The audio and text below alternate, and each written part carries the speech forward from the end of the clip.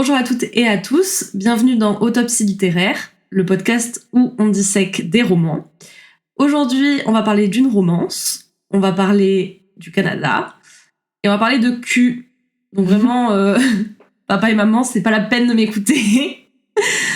On va parler d'un livre qui s'appelle Tabarnak, je passe Noël au Canada. Et pour cela, je suis accompagnée de Agathe. Bonjour à tous. Agathe, dis-nous, comment on a choisi ce roman ? Eh ben, c'est très simple. Déjà, t'es venue vers moi en me demandant si je voulais participer, ce à quoi j'ai dit oui de suite parce que on va pas se voir pendant un certain temps. Et tu m'as dit que tu voulais éventuellement qu'on trouve un livre sur le thème de Noël puisque ce podcast sort en décembre. Et donc, en fait, en faisant mes recherches de livres sur Noël, je suis tombée sur le livre Tabarnak, je passe Noël au Canada. Et j'ai trouvé ça assez drôle, sachant que je vais partir donc 2 ans au Canada, dès janvier, en fait, incessamment sous peu. Et en fait, ce qui m'a fait aussi beaucoup rire, c'est que le personnage principal de ce livre s'appelle Agathe. Donc, on s'est dit, bingo, peu importe si le thème nous plaît ou pas, ça pourrait être assez drôle de lire ce livre. Little did we know.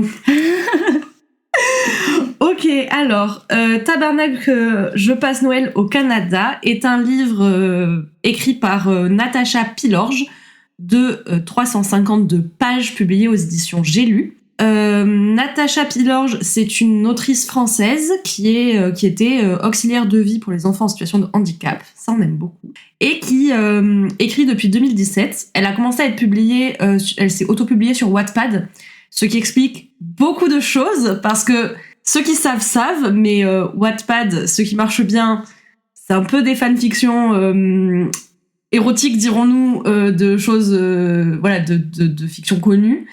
Et donc, ça explique énormément de choses pour ce roman. Elle a écrit donc Tabarnak, je passe Noël au Canada en 2022. Oh my God, Noël, un chalet et mon ex en 2023. Et Kila, je passe Noël en Laponie en 2024. Donc vraiment, si vous êtes intéressé par ce type de roman, vous en avez toute une tripotée. Je te coupe parce qu'il me semble que j'ai lu quelque part sur Internet il y a pas longtemps qu'il y a une suite à ce livre, avec donc les aventures d'Agathe et d'autres personnages qu'on retrouve dans le livre, après ce premier tome. Voilà.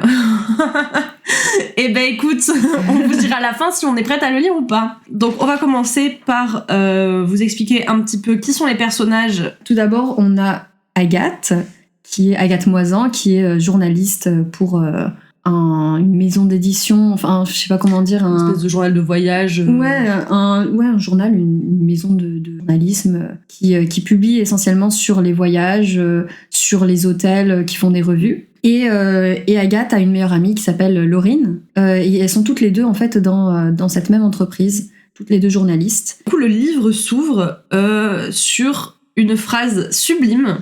Allez ma vieille, tu te cambres, nichon en avant, cul en bombe, balance tes hanches, ouais vas-y. Et surtout souris, tu vas le manger tout cru. Et moi j'ai noté la pote qu'on mérite. Moi j'ai dit bon. Première phrase, j'ai envie d'arrêter. Pas du tout mon style de livre, j'étais pas très emballée. Du coup, qu'est-ce qui se passe ? Grosso modo, Agathe se prépare pour aller voir son patron qu'elle déteste, en fait. Son patron qui est surnommé 4 yeux. C'est horrible. Qui s'appelle Frédéric Berton. Mais je les trouve horribles. Enfin, je trouve ça horrible d'appeler ton patron 4 yeux, machin. Enfin, c'est tellement méprisant. Je dis pas que c'est un type sympa, mais vraiment, mais c'est... Alors moi, j'ai pas la référence. Je sais pas ce que c'est. 4 yeux, c'est les lunettes. Ouais, c'est les lunettes. Oui. Oh d'accord, ok. Bon. Non mais en plus c'est nul, c'est vraiment un truc de lycéen. Ouais, quoi. C'est nul. Mais du coup j'en ai même oublié son prénom quoi. J'ai dû relire qu'il s'appelait Frédéric. Mon prénom de merde, soit dit en passant. Désolée pour tous les Frédéric, mais... T'inquiète, vu qu'il y a que mes potes, y'en a pas qui nous écoutent. C'est pas un prénom que je donnerais à mon enfant, mais c'est pas grave. J'ai pas prévu d'avoir de gosse. Enfin tout ça pour revenir au livre. En fait, Agathe se prépare pour aller voir son patron qu'elle déteste, qui lui en fait voir de toutes les couleurs. Et donc là, Laurine forcément qui est là pour lui remonter le moral, lui donner un peu de motivation avant de le voir, sachant qu'elles ne savent pas l'une et l'autre ce que Frédéric va leur annoncer. Donc elle fait son rendez-vous là, la Agathe avec Frédéric, et en fait, il lui annonce que elle part. Il a booké un hôtel une semaine avec Laurine. Elles partent toutes les deux à Saint-Barth pour faire un article sur un hôtel qu'il a réservé et tout. Donc, a priori, plutôt sympa quand même. Seul bémol quand même, c'est que ce voyage doit se passer pendant une semaine et que Noël fait partie... C'était pas après ? Non, il leur dit qu'elle va passer Noël à Saint-Barth. Attends, on n'a pas la même chose. Alors là, ça va être problématique. Attends, montre. Après inspection de nos livres respectifs, figurez-vous qu'on n'a pas la même édition. Je pense que j'ai l'édition auto-éditée et qu'Agathe, elle a l'édition qui est parue chez J'ai lu. Et du coup, il y a des choses qui sont différentes, notamment il y a des passages qui ont été coupés dans le mien. Donc on verra si nos avis concordent et si ça vient peut-être améliorer certains points négatifs que moi j'avais, on dira. Peut-être. Donc du coup, pour toi, elle passe Noël au Canada. Ouais, en fait, quand Frédéric leur annonce ce voyage-là, en faisant les calculs, elle se rend compte que le soir de Noël et le 25 décembre feront partie du voyage.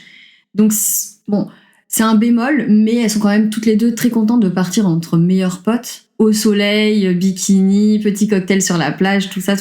C'est plutôt positif finalement. Oui, moi dans mon édition c'est en novembre, donc le mois juste avant Noël, mais du coup je me doutais que ça n'allait pas s'arrêter là. Bref, donc elles sont quand même super contentes de partir dans les îles, c'est quoi, c'est aux Caraïbes, Saint-Barth, Ouais, il me semble. Bon, bref, elles sont trop contentes de partir, ça va être trop bien. Elles vont faire du shopping pour acheter des maillots de bain et des super tenues. Ouais, pour être les plus belles, clairement, sur la playa. Voilà, au soleil et tout. Et dans les cabines d'essayage, Laurine, toujours très décomplexée, donc elle attendait Agathe qui est entrée dans les cabines pour essayer des tenues. Et Laurine, très décomplexée, mate un peu tout ce qui bouge. Et donc là arrive un mec, genre la cinquantaine, et il commence à mater Laurine, à un peu s'emballer du regard, quoi. Et là on a vraiment... Je ne savais plus qui prendre pour taper sur qui. Entre Laurine qui allume un mec qui est très visiblement marié, Agathe qui traite la femme du mec de mégère ou de bonne femme, enfin vraiment c'était méprisant à souhait. Le gars qui marié avec sa femme dans la cabine d'essayage n'hésite pas à reluquer les autres filles qui sont là, mais enfin on est où ici? Et pour finir, la fin de cette scène, c'est quand même le monsieur part dans la cabine d'essayage rejoindre sa femme pour une partie de jambes en l'air. J'étais atterrée. Je crois que j'ai jamais autant levé les yeux au ciel sur un roman. Ce livre commence très bien. Ah, ce livre commence très bien, ouais. J'étais ravie. Bref, comme ce sont deux obsédés du cul... On parle d'Agathe et Laurine, évidemment. Oui. Bon, les deux autres aussi. Surtout Laurine. Agathe est pas mal, mais elle est plus réservée sur ça. Ouais. Après, ils sont meilleurs potes, donc forcément, oui, quand entre potes, tu parles plus de ce genre de choses. Mais Laurine, c'est surtout elle qui va... Ouais, mais même les... Bon, enfin, on en reparlera, mais les pensées d'Agathe...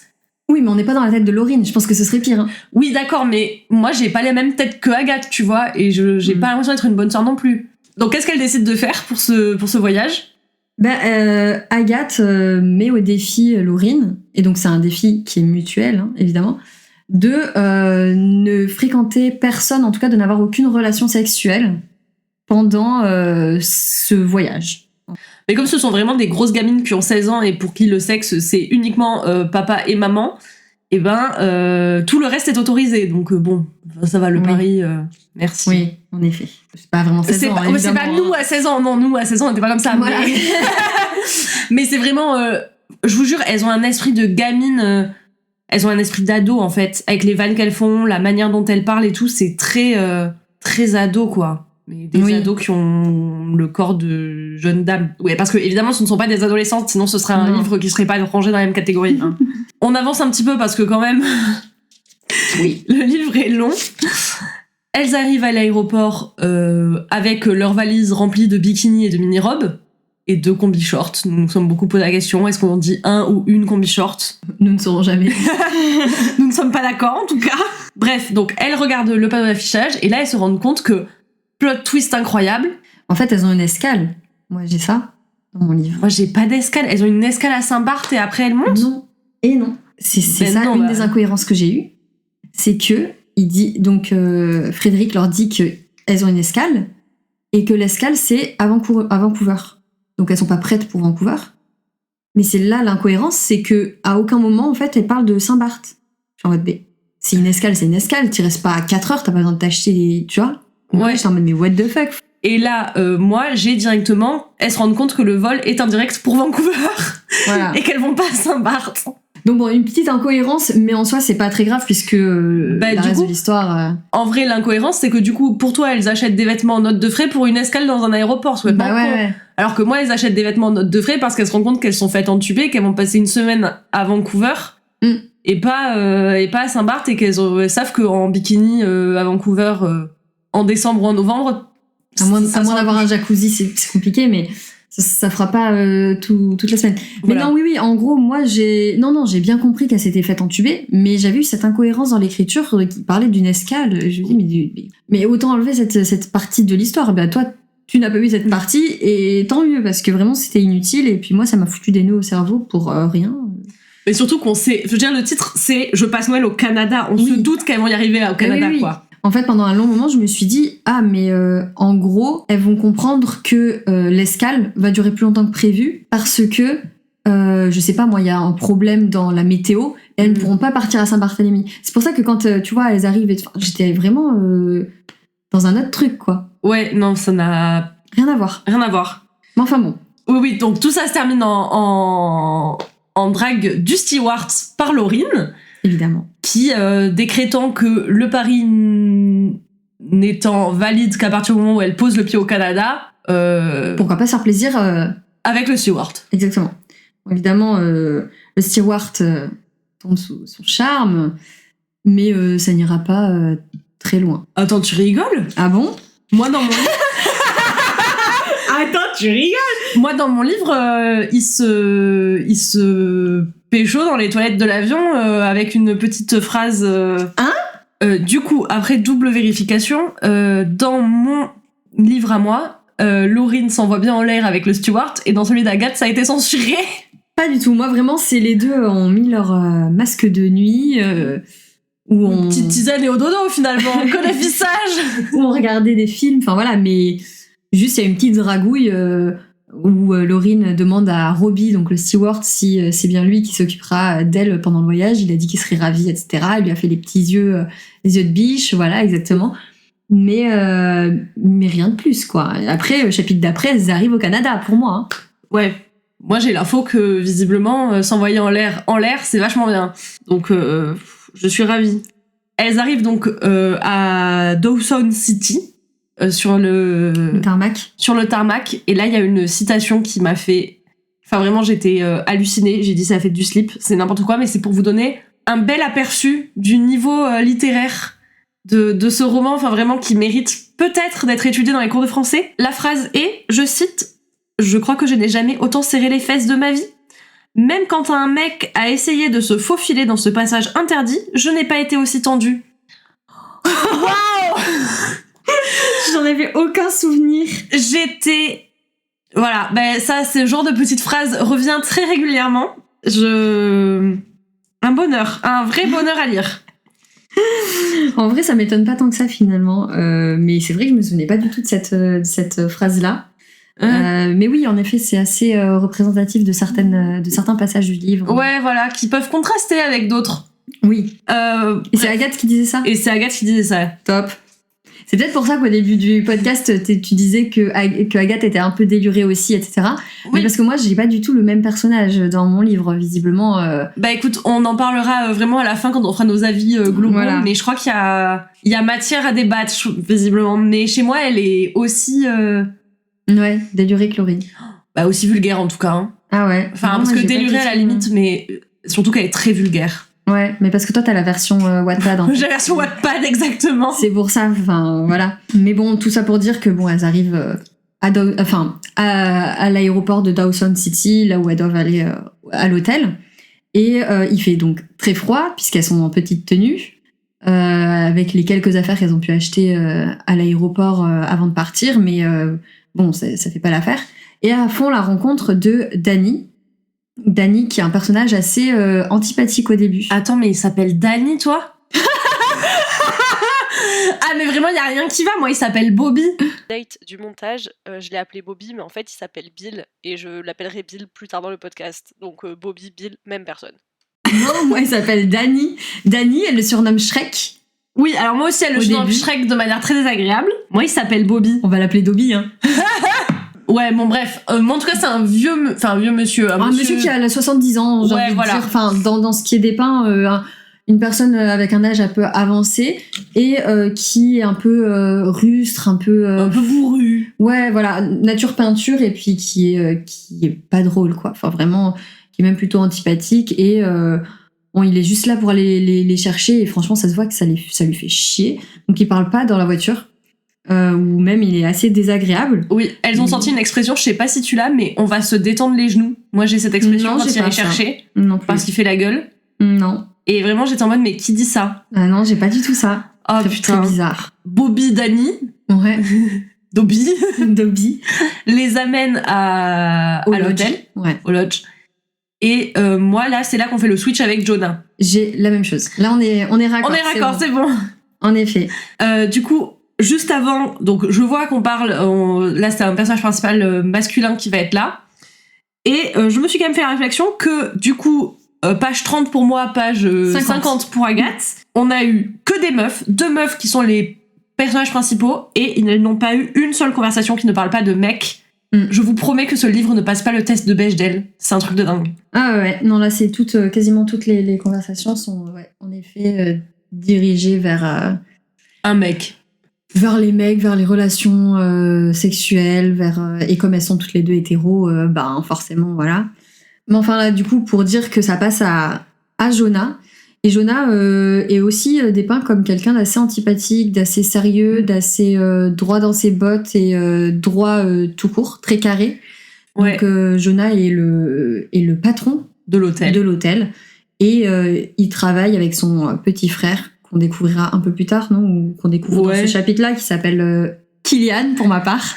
Exactement, surnommé Kiki. Et là, vraiment, pareil, j'ai un peu pleuré, mais mais les Kylian, alors je sais qu'il n'en a pas probablement parmi les auditeurs de ce podcast, parce que vous n'êtes que les gens que je connais, mais quel Kylian se fait appeler Kiki? Kiki, c'est un nom de chien. Bref, c'était terrible, ça m'a désespérée. Et donc là, on découvre Kylian et Jonah. Donc comme je disais, Jonah est assez fermé, et puis il y a Kylian qui est plutôt, lui, décontracté, un peu je m'en foutiste. Clairement, il est ok avec les directives de son frère, et ça lui va bien, et son frère, il est plutôt directif. Ils sont assez complémentaires finalement dans leur travail. Oui, Kylian a l'air un peu plus sympa, plus fun que Jonah, qui nous en reparlerons. Voilà. Mais déjà, ça commence bien, parce que Jonah arrive à l'accueil de l'hôtel, voit certains clients de l'hôtel, et en fait, il se plaint que les journalistes ne sont pas là, et que en fait, il en a vraiment, vraiment rien à foutre que les journalistes arrivent. Sauf qu'en fait, elles sont là à l'accueil, et Jonah, lui, s'attendait à voir des vieilles journalistes un peu relous, qui sont très tatillons, tout ça. Tu veux dire que c'est un peu cette espèce de truc extrêmement cliché de je parle alors que je ne sais pas que la personne concernée est là. Je ne vois pas de quoi tu parles, de non, vraiment, et on va pas nous le ressortir une deuxième fois plus tard dans le roman, mais vraiment, oh là là. Ah zut. So original. Bref, donc du coup, Agathe, elle est super vénère. Parce qu'elle a tout entendu, évidemment, de Jonah qui se plaignait. Voilà. Sachant qu'il dit pas des trucs affreux. Il dit que, grosso modo, ça le saoule, que les journalistes, lui, s'attend à des vieilles meufs, et que ça le gonfle un peu.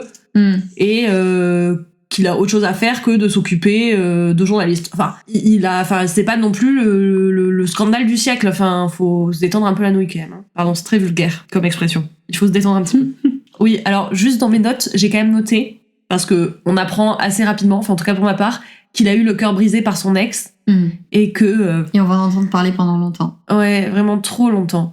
Et que du coup il se protège. Et là j'ai écrit vraiment, je le hais déjà. Non, c'est vrai qu'on a forcément, c'est rédigé de la sorte, parce qu'on n'aime pas Jonah au début, parce qu'on est surtout dans la peau de Agathe, en fait, et qui a eu cette mauvaise impression dès le début, parce qu'elle s'est fait presque insulter. C'était évidemment pas voulu, mais Jonah, la première interaction qu'il a avec elle, c'est forcément de lui dire qu'elle est relou, même si c'est indirectement dit, quoi. Enfin, moi, je suis pas complètement d'accord avec ce que tu dis, Agathe, parce que comme on a une alternance de points de vue, Jonah-Agathe, t'es quand même censé avoir une espèce d'empathie pour Jonah sur le fait qu'il a le cœur brisé, machin. Le truc, c'est que moi, j'avais l'impression que c'était un peu une construction assez maladroite d'un enemies to lover, il faut pas que tu le détestes de trop, parce que sinon, tu vas pas l'aimer, tu vas pas comprendre la relation. Sauf qu'en fait, je trouvais que c'était très bancal en termes de construction de personnage, parce qu'en fait, il est juste antipathique, un peu sans raison, et elle est restée bloquée sur un truc où elle change pas d'avis, et finalement, c'est que deux personnes très désagréables qui se rencontrent. Mais franchement, je trouvais pas Jonah plus antipathique qu'Agathe, perso. Hein. Enfin, moi, si, moi, je trouve. Moi, Agathe, je la trouve hyper antipathique. Enfin, j'ai pas du tout envie d'être sa pote. Hein. Oups. Non, mais... Enfin, je suis désolée, mais Agathe et Laurine, elles sont affreuses. Elles sont méprisantes envers plein de femmes. Parce que plusieurs fois, quand même, sur les chapitres d'avant ou sur leur boss et tout, il y a eu quand même plusieurs fois où elles font des réflexions qui sont très moyennes, très désobligeantes et dénigrantes envers les autres. C'est un peu elle vs le reste du monde. Je veux dire, on n'est pas les dernières à bitcher, qu'on s'entende.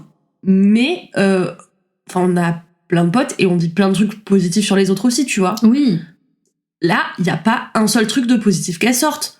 Non, mais après, moi, je le comprends dans le sens où, en fait, comme on voit que cette amitié-là dès le début, forcément, c'est un peu elle contre le reste du monde, parce que, voilà, quoi, c'est cette amitié-là, personne pourra la séparer, enfin, la briser. Certes, mais elles disent rien de positif. Non, je suis d'accord. Elles ont pas un seul mot positif sur le fait que l'hôtel, il est super beau, que le Canada, c'est quand même magnifique, faut s'imaginer l'hôtel. Par contre, les descriptions, on va pas se mentir, enfin, moi, en tout cas, c'était vachement bien. C'était un truc dans une forêt avec des petits cabanons.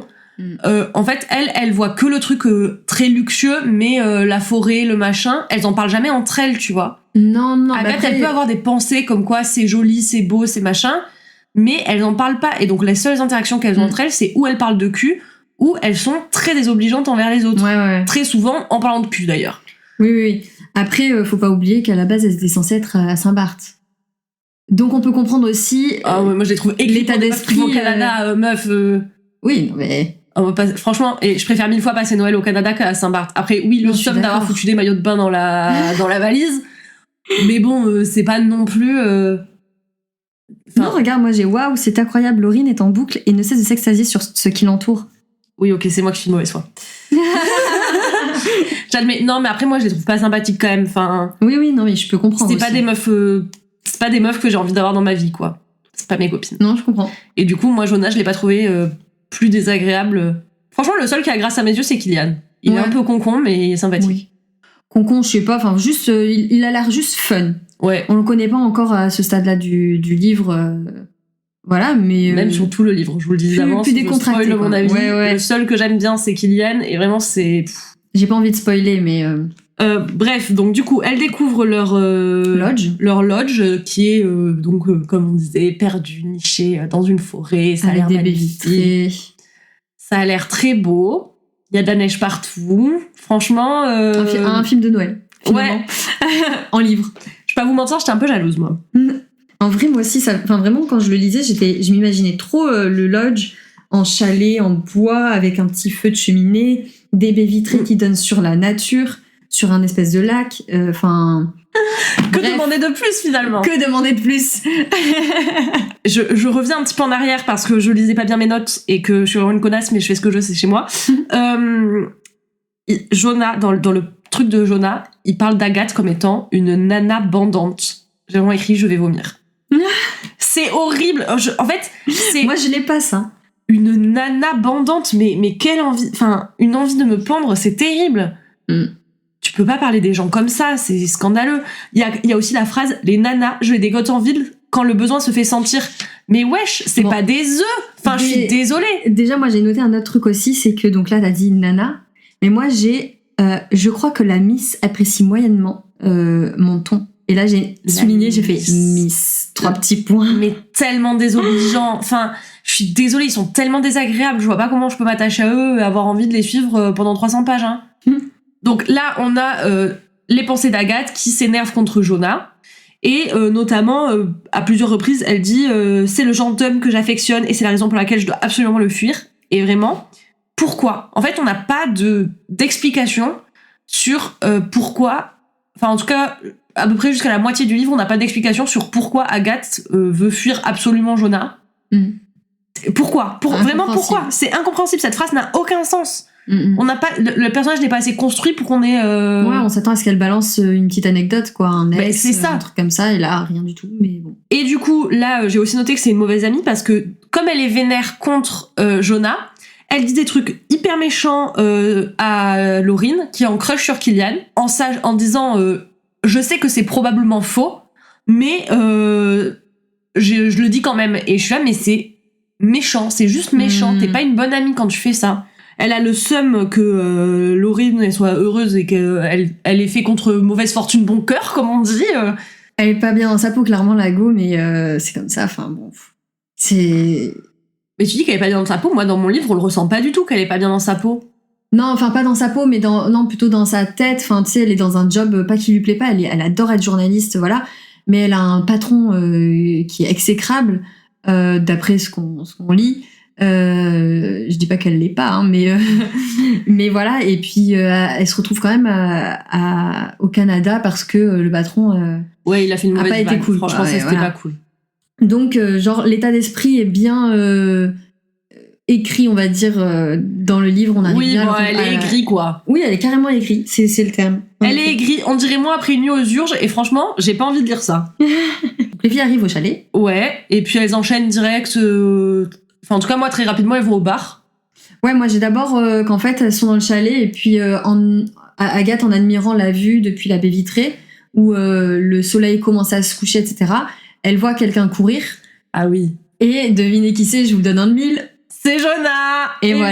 Voilà. Et là, leurs regards se croisent, elle est hyper gênée, et elle passe à autre chose, et là, ça passe juste, elles vont se préparer pour aller à leur première soirée au downtown. Au bar, elle rencontre donc les potes de Killian, qui sont un petit peu les potes de Jonah, et qui sont pas du tout clichés, vraiment pas. Moi, personnellement, je sais pas comment ils étaient écrits chez toi, mais j'ai la petite grosse qui a essayé de choper Jonah, mais qui était jamais vraiment très intéressée par lui, ou lui n'était pas très intéressé par elle, et du coup, elle est passée à autre chose.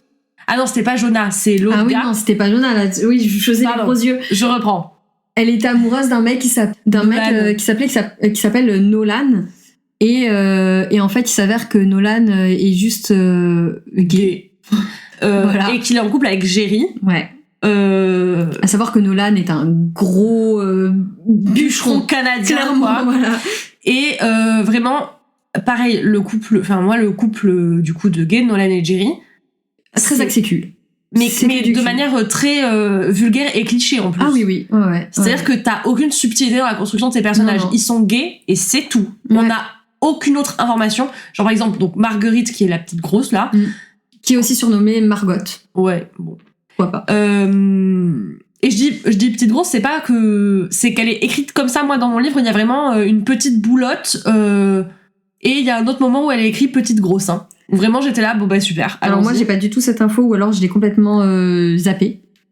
J'ai peut-être pensé que c'était pas important dans le truc, mais ça m'a pas du tout choqué, donc je pense que je l'ai pas dans mon livre, tout simplement. Voilà. En tout cas, Margot, on sait qu'elle aime bien faire des photos. Je crois même qu'elle est photographe.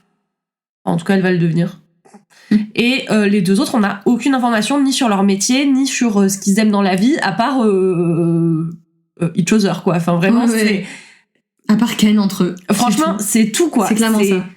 Le niveau zéro de la construction du personnage. Enfin, c'est déprimant.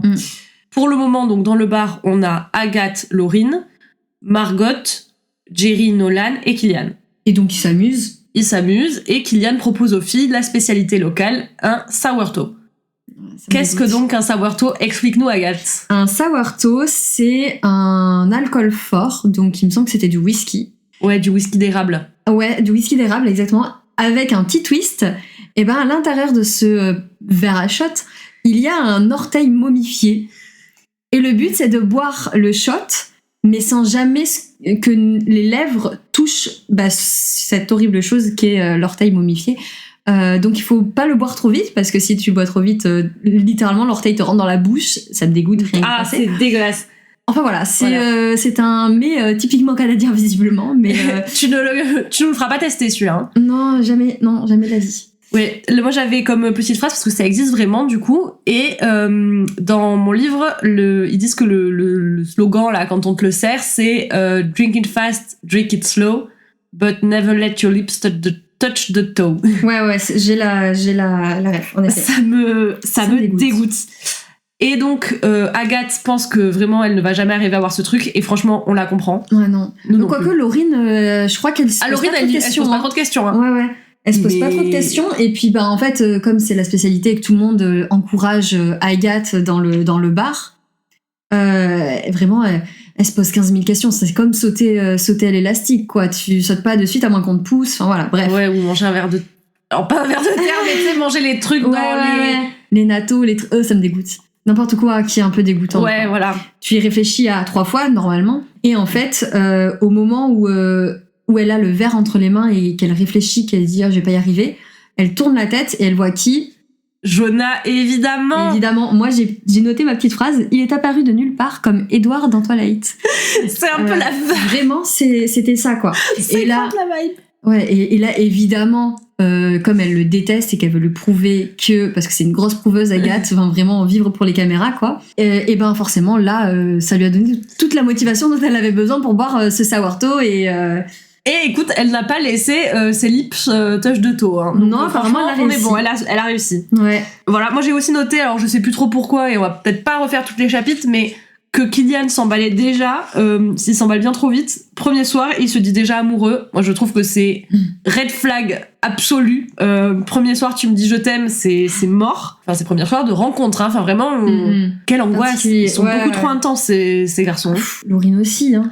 Laurine aussi, elle tombe in love de Killian dès son entrée à l'accueil du lodge, quoi. Mais c'est ça, moi je trouve, c'est pour ça que je dis que je trouve qu'elle ressemble à des filles de 16 ans. Oui, c'est que c'est hyper adolescent. Enfin, oui, évidemment carrément. qu'au collège, tu passes le stylo, nos doigts se touchent et paf, c'est l'homme de ma vie, on va se marier. Mais dans la vraie vie, quand t'es adulte, t'es plus censé t'emballer aussi vite, quoi. C'est chaud. Ouais. Moi, je me pose de sérieuses questions sur ces gens. Mais c'est pas fini dans le domaine un peu adolescent. C'est que le chapitre d'après, tu vois, c'est Jonah qui est le narrateur. Et en fait, donc, on voit son point de vue de quand il arrive dans le downtown. Et en fait, on voit dans ses yeux que Agathe ne le laisse pas indifférent, comme on l'a déjà vu avant, où Agathe est une fille totalement bandante. Hein. Donc moi, j'avais noté qu'il est totalement sous son charme. Et à côté, on voit qui ? On voit Bette. Bette, qui est l'ex-plan cul. Ah oui, c'est vrai. De Jonah. Et forcément, ça va...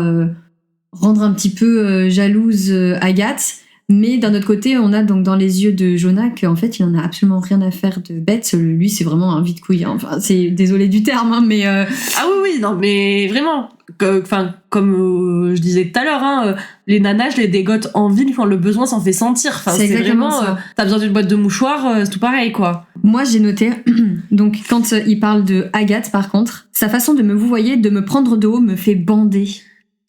Et j'étais là, mais déjà, je m'attendais pas à ce champ lexical. Donc, tu vois, ça, pour moi, ça arrivait à ce moment-là dans le livre. Ouais, moi, ça a commencé beaucoup plus tôt. Et on dirait qu'il les a tout à ses pieds, quoi.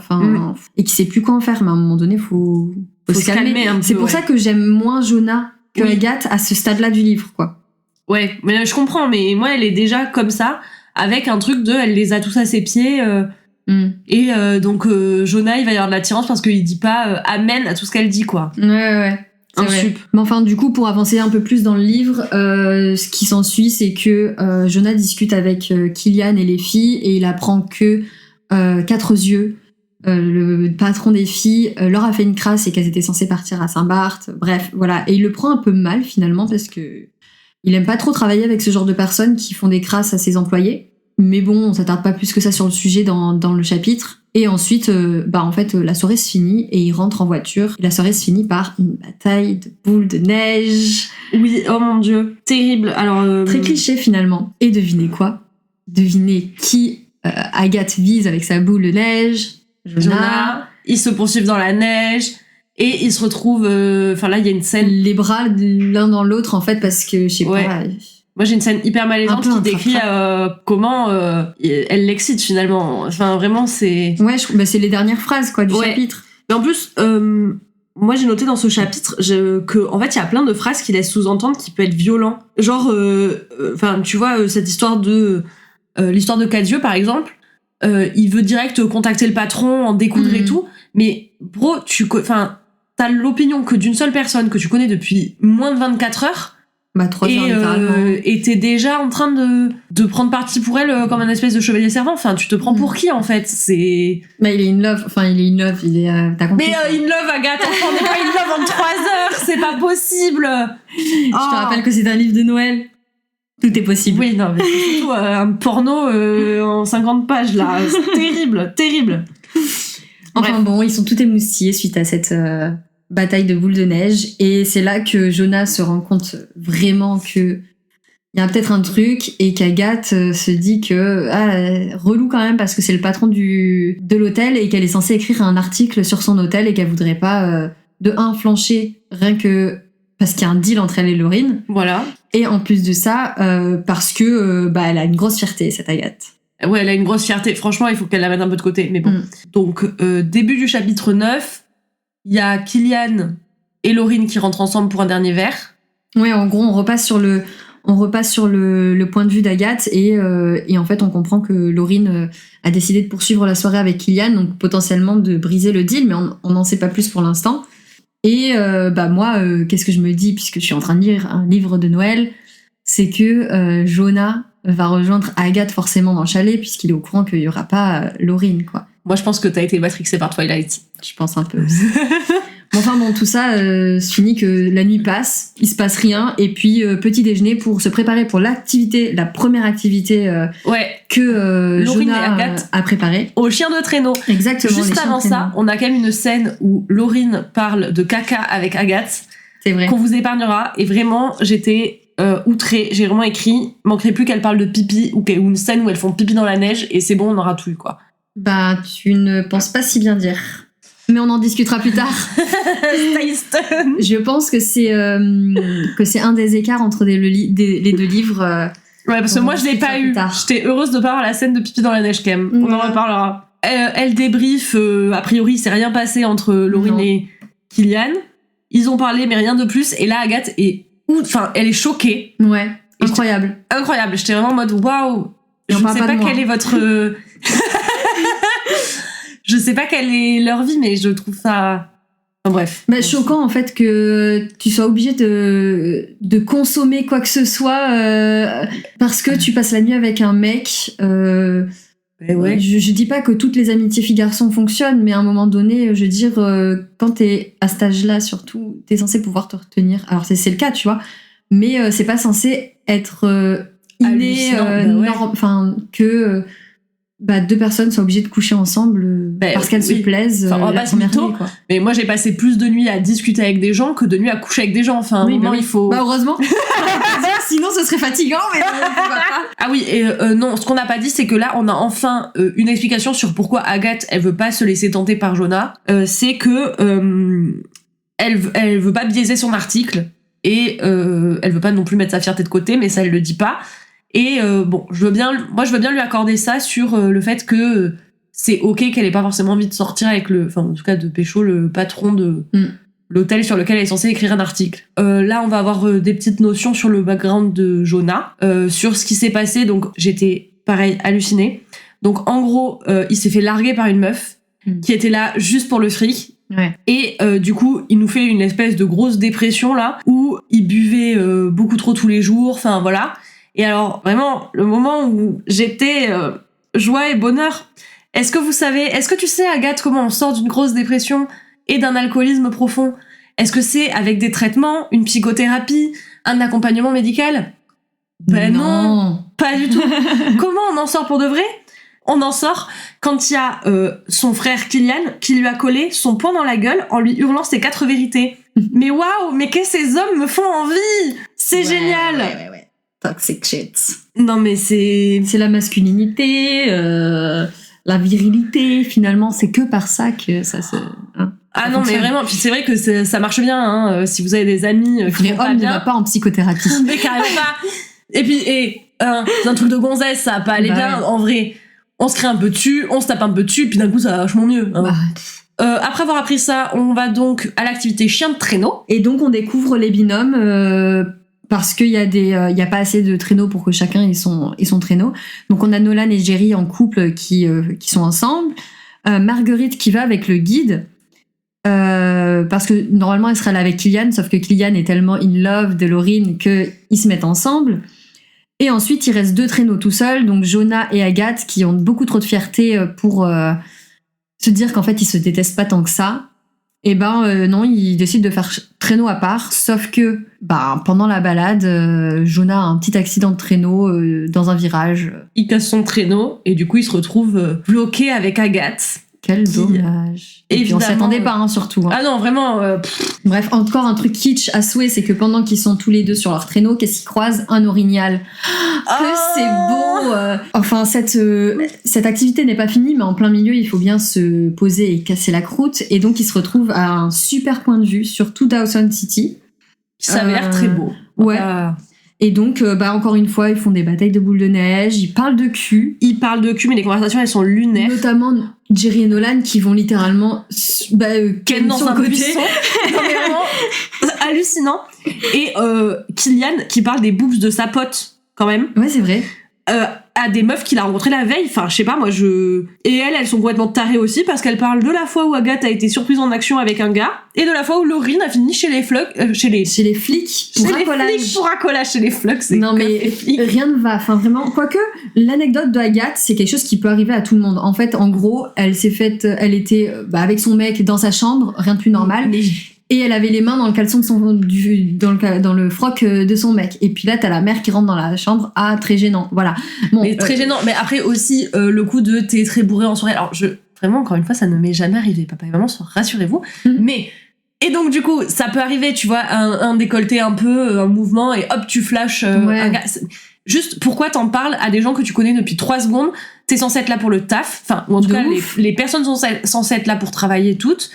Non, tu ne parles pas de les boobs de ta pote, la fois où t'as été surprise en action par ta mère, ou d'arriver. Alors oui, j'avoue que les flics pour accolage, c'est quand même. Mais après, c'est très le caractère décontracté des Québécois ou des Canadiens de manière générale. Franchement, ils sont très ouverts d'esprit, ouverts de manière générale, tu vois.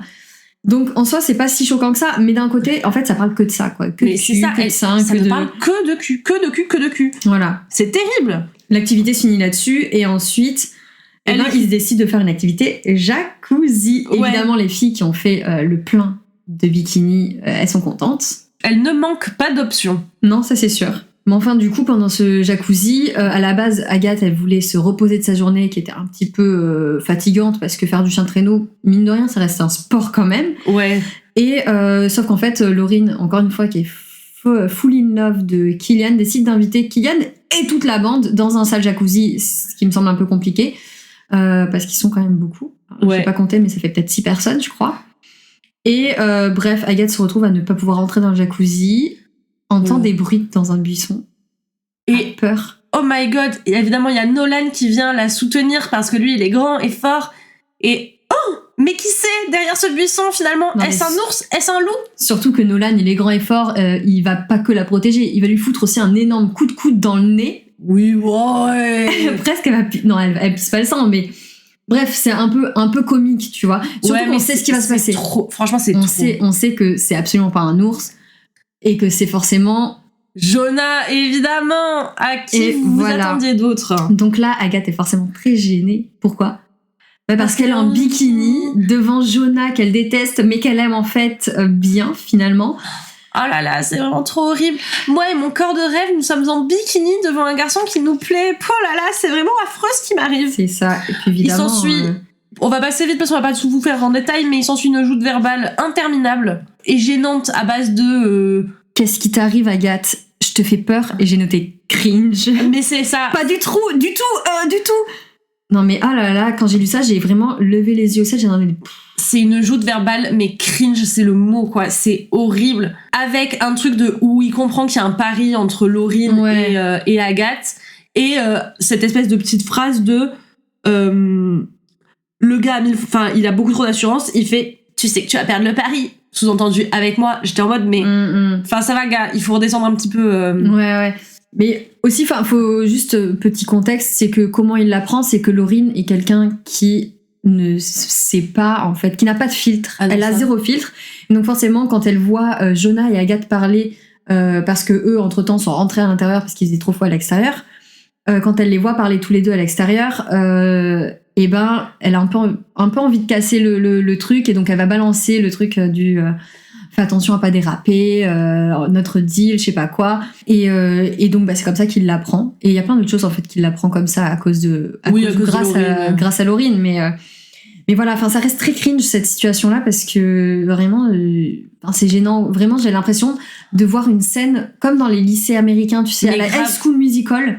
Grave. Tu sais, tu fais tomber un livre et tout est écrit, quoi. C'est gênant à souhait, quoi. Ou Twilight. Non, mais clairement, c'est gênant à souhait, et c'est vraiment très exactement comme tu décris des espèces de rom-com américaines où c'est censé être des enfants de 16 ans joués par des adultes qui en ont 30, et ça donne un espèce de décalage épouvantable. Là, c'est pareil, quoi.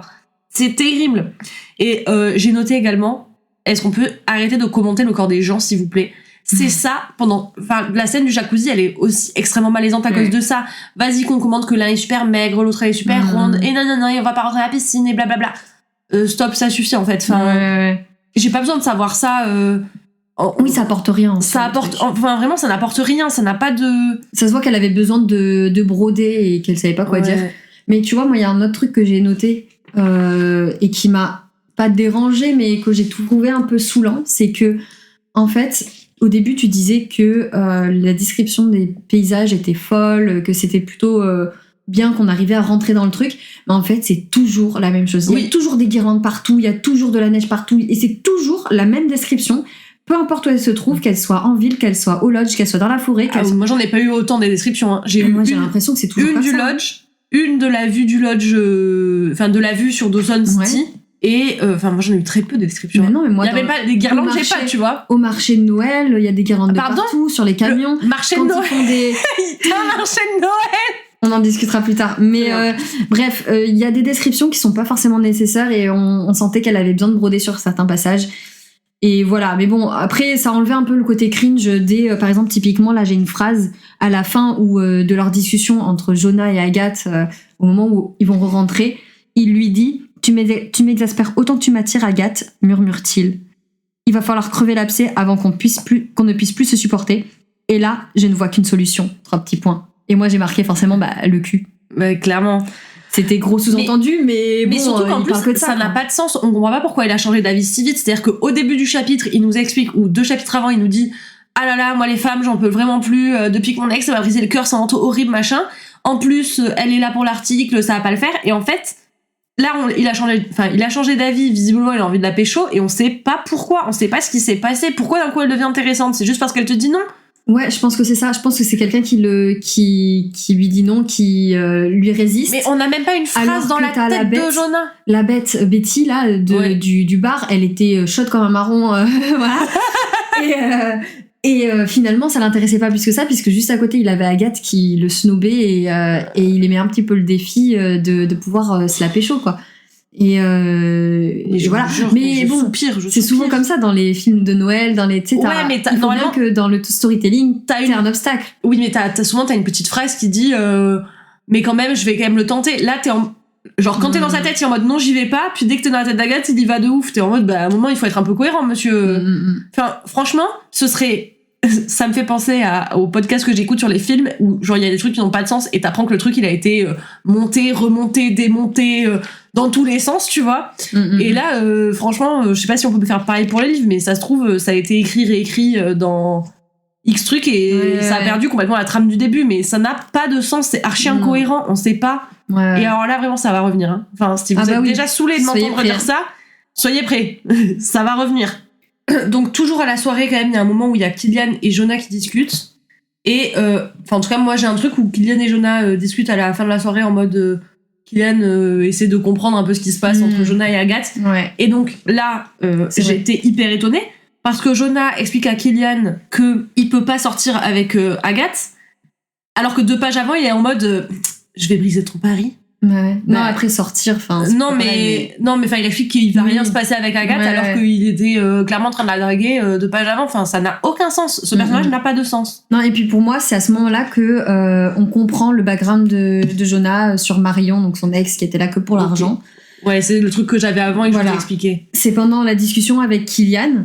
Et voilà, et après il y a des passages qui sont pas très classe parce que bon bah c'est la fin de la soirée du jacuzzi, chacun rentre chez soi et comme là on passe sur un chapitre où c'est dans les pensées de Jonah, bah Jonah parle un petit peu de ce qu'il a envie de faire à Agathe, de lui toucher le cul et les seins clairement pour rester classe. Ouais, on vous épargne parce que moi j'ai un peu plus quand même que. Oui bah voilà, mais moi j'ai la version un peu moins hardcore. Ouais, moi j'ai la version Wattpad visiblement. mais voilà, et donc en fait on a ces pensées là avant de se coucher et puis ça passe direct au lendemain matin où en fait l'autre activité qui n'est pas vraiment une activité réservée par Jonah, mais en fait tous les ans l'activité de l'hôtel, c'est d'aller chercher le sapin, le plus beau sapin de la forêt pour décorer l'hôtel. Et donc, forcément, Laurine et Agathe vont faire partie de l'activité, de l'expédition, qui ressemble plutôt à juste une balade dans la forêt. Pendant que Jonah choisit le sapin avec les autres clients de l'hôtel et Dobby.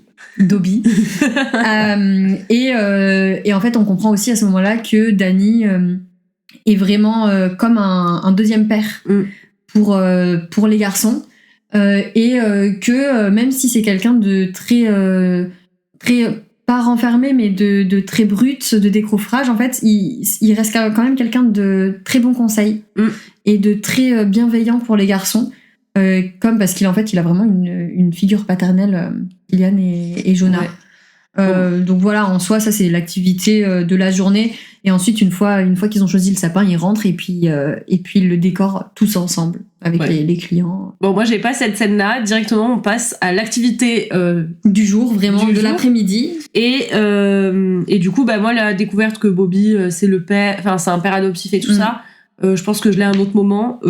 Pour être tout à fait honnête, j'ai pas pris de notes dessus, donc je sais pas, mais je sais que ça y est dans mon livre quand même. Du coup, quelle est l'activité donc pour moi du jour et toi de l'après-midi? C'est le patin sur le lac gelé. Qui a l'air très sympa comme activité. Ouais, surtout qu'il y a toute la bande des autres potes qui arrivent. Marguerite qui est toujours aussi enjouée, sympa. Elle est sympa aussi. Ouais, elle discute avec tout le monde. Elle est très, vraiment très sympa finalement. Je pense que c'est quelqu'un avec qui j'aurais pu être pote. Justement. Ouais, Marguerite, oui, moi aussi. Et même Jerry et Nolan, si on avait un peu d'informations sur ce qu'ils aiment. Ouais. À part eux-mêmes, mais. Au premier abord, ils ont pas l'air d'être des gens méchants ou au contraire, tu vois, mais ils évoquent rien de particulier. Ils sont là, ils font partie du groupe, mais vraiment, c'est tout quoi. Clairement... Ils sont peut-être un petit peu drôles parce qu'ils sont un peu comiques et puis qu'ils sont un peu, vraiment c'est. Ils sont très délivrés, mais ils sont poussés à l'extrême en fait. C'est un peu des faux folles quoi. À part l'autre qui est bûcheron et puis t'as Jerry. Même voilà. Bon, y a pas grand chose à dire sur eux quoi. Ouais. Voilà. Bref, et moi j'ai une conversation entre Marguerite et Agathe. Ouais. Et qui m'a halluciné. En gros, Marguerite explique quand même à Agathe que Jonah peut être un connard. Et Agathe est en mode, ça me donne plus envie de le connaître. Mais je sais pas, à un moment... J'ai envie de creuser un peu plus.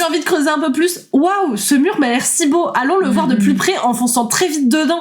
Épargnez-nous. Enfin, on t'explique que c'est un con. Pourquoi tu ne t'en vas pas? Oui, évidemment, faut savoir qu'à cette activité, Jonah n'est pas là. Ouais. Jonah a décidé de s'occuper de l'hôtel parce que la soirée de Noël arrive à grands pas. Soirée que je n'ai pas, donc. Voilà, mais non, mais la soirée arrive dans 2 jours, il me semble, dans le livre. Moi, je n'ai pas de soirée de Noël vu que c'est en novembre. Ah! Mais alors... Mais je te l'ai dit, c'est quoi le chapitre? Pour moi, c'était l'annonce. C'était l'annonce. Mais non, enfin moi c'est après, je t'expliquerai après. Mais je te dis, moi il n'y a pas de Noël dans le voyage d'affaires. Hein. C'est pour ça que t'as pas le choix du sapin. Mais oui, c'est pour ça que j'ai pas le choix du sapin. Mais c'est ce que je te dis depuis tout à l'heure. Mais moi en fait ce que je pensais que c'était que l'annonce de Frédéric se passait en novembre. Et qu'en gros le laps de temps était plus après. Long. Ah ouais, parce que pour moi ça me semble logique quand t'as ta banane de base Noël. Ben oui, mais moi aussi j'attendais Noël, mais non. Il semblerait qu'il y ait une tempête de neige qui arrive. Exactement. Tempête de neige, et du coup, grosso modo, on vous épargne les détails, mais ils vont pas pouvoir rentrer à l'hôtel. Et donc, ils vont devoir dormir dans un espèce de refuge. Voilà, comme ce qu'on trouve en randonnée, quoi, des petites cabanes. pour se mettre à l'abri. Moi, ce que j'ai un peu noté, donc là, grosso modo, la scène en entier de la tempête, c'est ils vont se réfugier. Jonah est inquiet, en tout cas dans mon livre, Jonah est inquiet parce que il voit bien que son frère et les filles rentrent pas et ses potes rentrent pas. Du coup, il se dit qu'ils ont dû aller dans un refuge.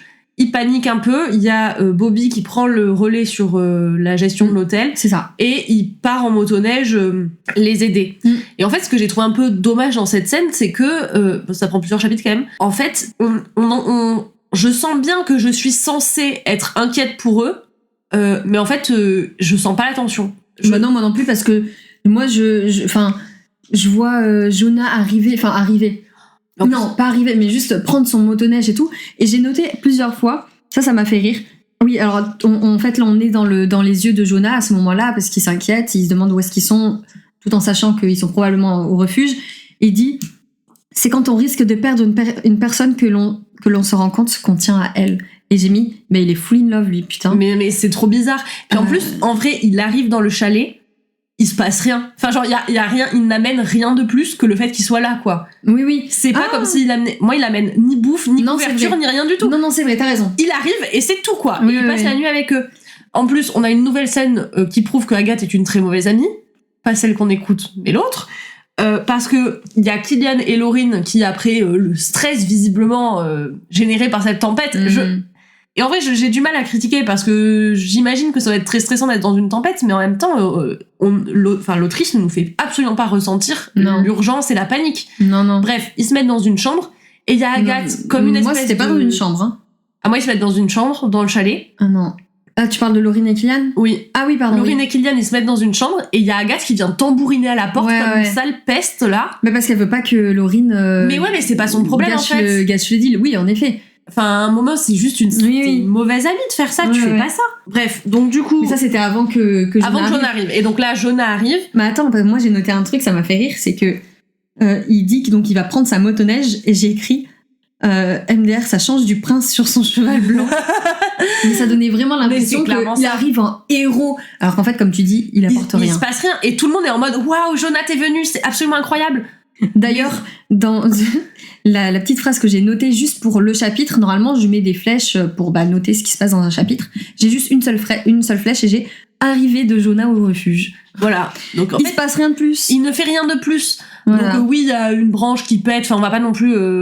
Mais grosso modo, il y a la tempête fait péter un sapin. Il y a une fenêtre qui pète et il bloque tout ça avec une armoire. Moi, j'ai trouvé ça pas réaliste du tout. Je me suis dit mais le vent passe quand même. Mais c'est pas grave. Anyway. D'ailleurs, ça les fait peur parce que en fait, c'est à ce moment-là que Jonah arrive.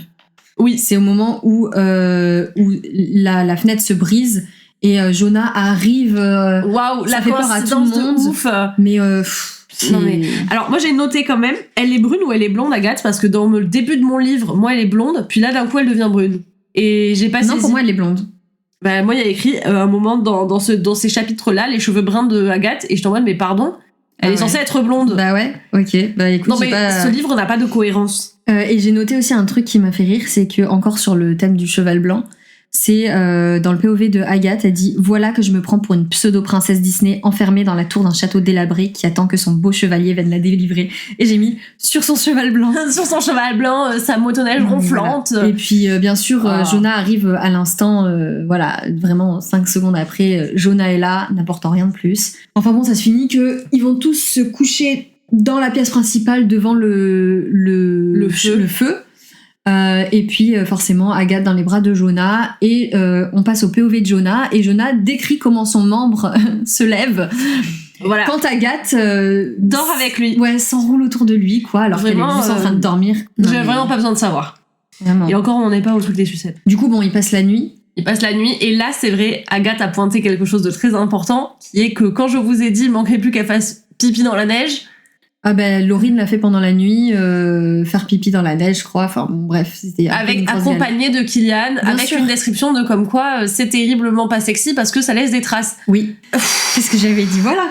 Je pensais qu'il y avait une différence entre les deux écrits. Non, t'as raison. Non. Mais tu vois, moi j'ai fait une amnésie. De choses très importantes. Une amnésie de stress, tu vois, par rapport à d'être angoissée comme ça de tous ces trucs que j'avais pas envie de savoir. Voilà. Non mais surtout dans une romance, merci, mais me parler des fluides corporels des uns et des autres, j'ai aucune envie d'avoir ce genre d'informations, c'est dégoûtant.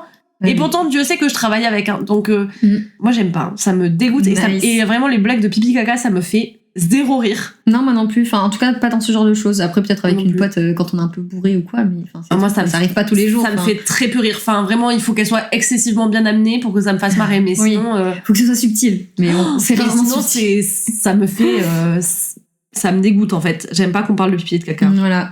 Donc... Merci Domiti pour cette information.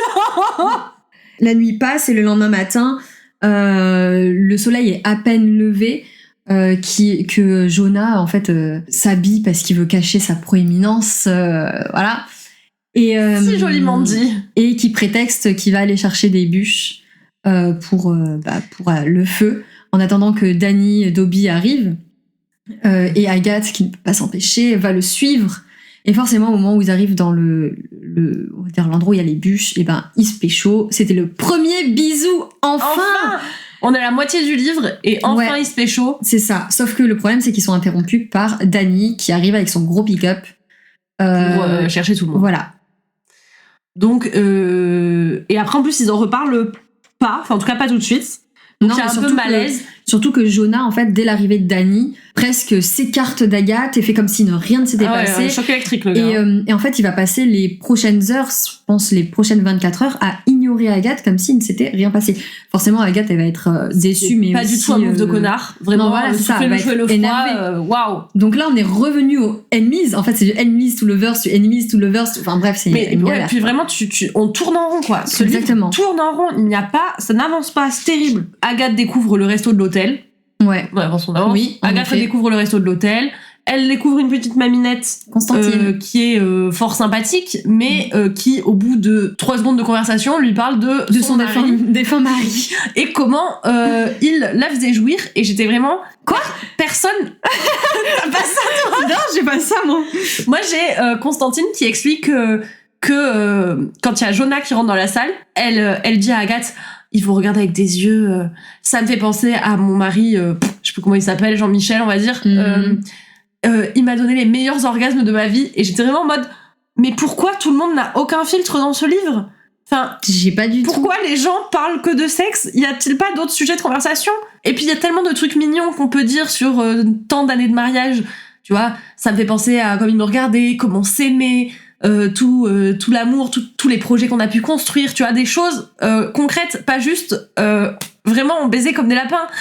Non, moi j'ai pas du tout cette version-là. Moi j'ai vraiment une petite mamie qui juste parle beaucoup d'elle. Mais en fait, comme les mamies qui discutent avec peu de personnes, en fait, dès qu'elle trouve quelqu'un avec qui discuter, elle déballe un peu sa vie et de pourquoi elle est là toute seule.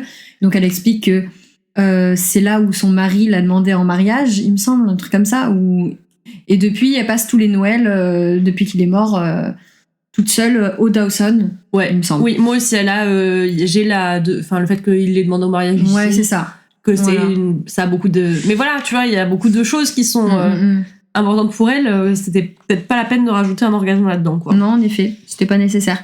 Enfin, du coup, il se passe rien de fou dans ce restaurant, juste...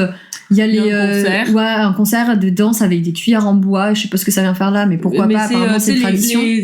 C'est des groupes un peu. J'ai oublié le mot, mais j'ai plus du tout, moi. Enfin, j'ai pas vu. C'est des trucs très américains, un peu dans du style de country. C'est voilà. Ouais. Mais enfin bon, il y a cette petite, c'est pas une activité, mais cette interlude, on va dire. Voilà, interlude musical. Voilà. Forcément, Jonah arrive, il veut parler à Agathe, sauf que Agathe est avec Constantine, donc en fait, il reste très froid. Et donc Agathe est encore une fois très agacée par ça. Et à la fin, j'ai marqué qu'il y a une activité pain d'épices. Alors moi, j'ai pas l'activité pain d'épices. Mais apparemment, ça c'est pas très intéressant. Enfin bon. Moi, j'ai une discussion entre Bill et Jonah. Oui. Et Bill, Danny. Ouais, Bill, Danny. Mais pourquoi moi j'ai dit Bobby depuis le début ? Il s'appelle Bill dans mon livre. Super. Très concentré. Il y a Bill qui dit à Jonah, en parlant de la rupture avec son ex, en disant il t'a fallu des jours pour s'en remettre. Et alors là, je trouve que le choix de mots, pareil, est quand même très peu judicieux.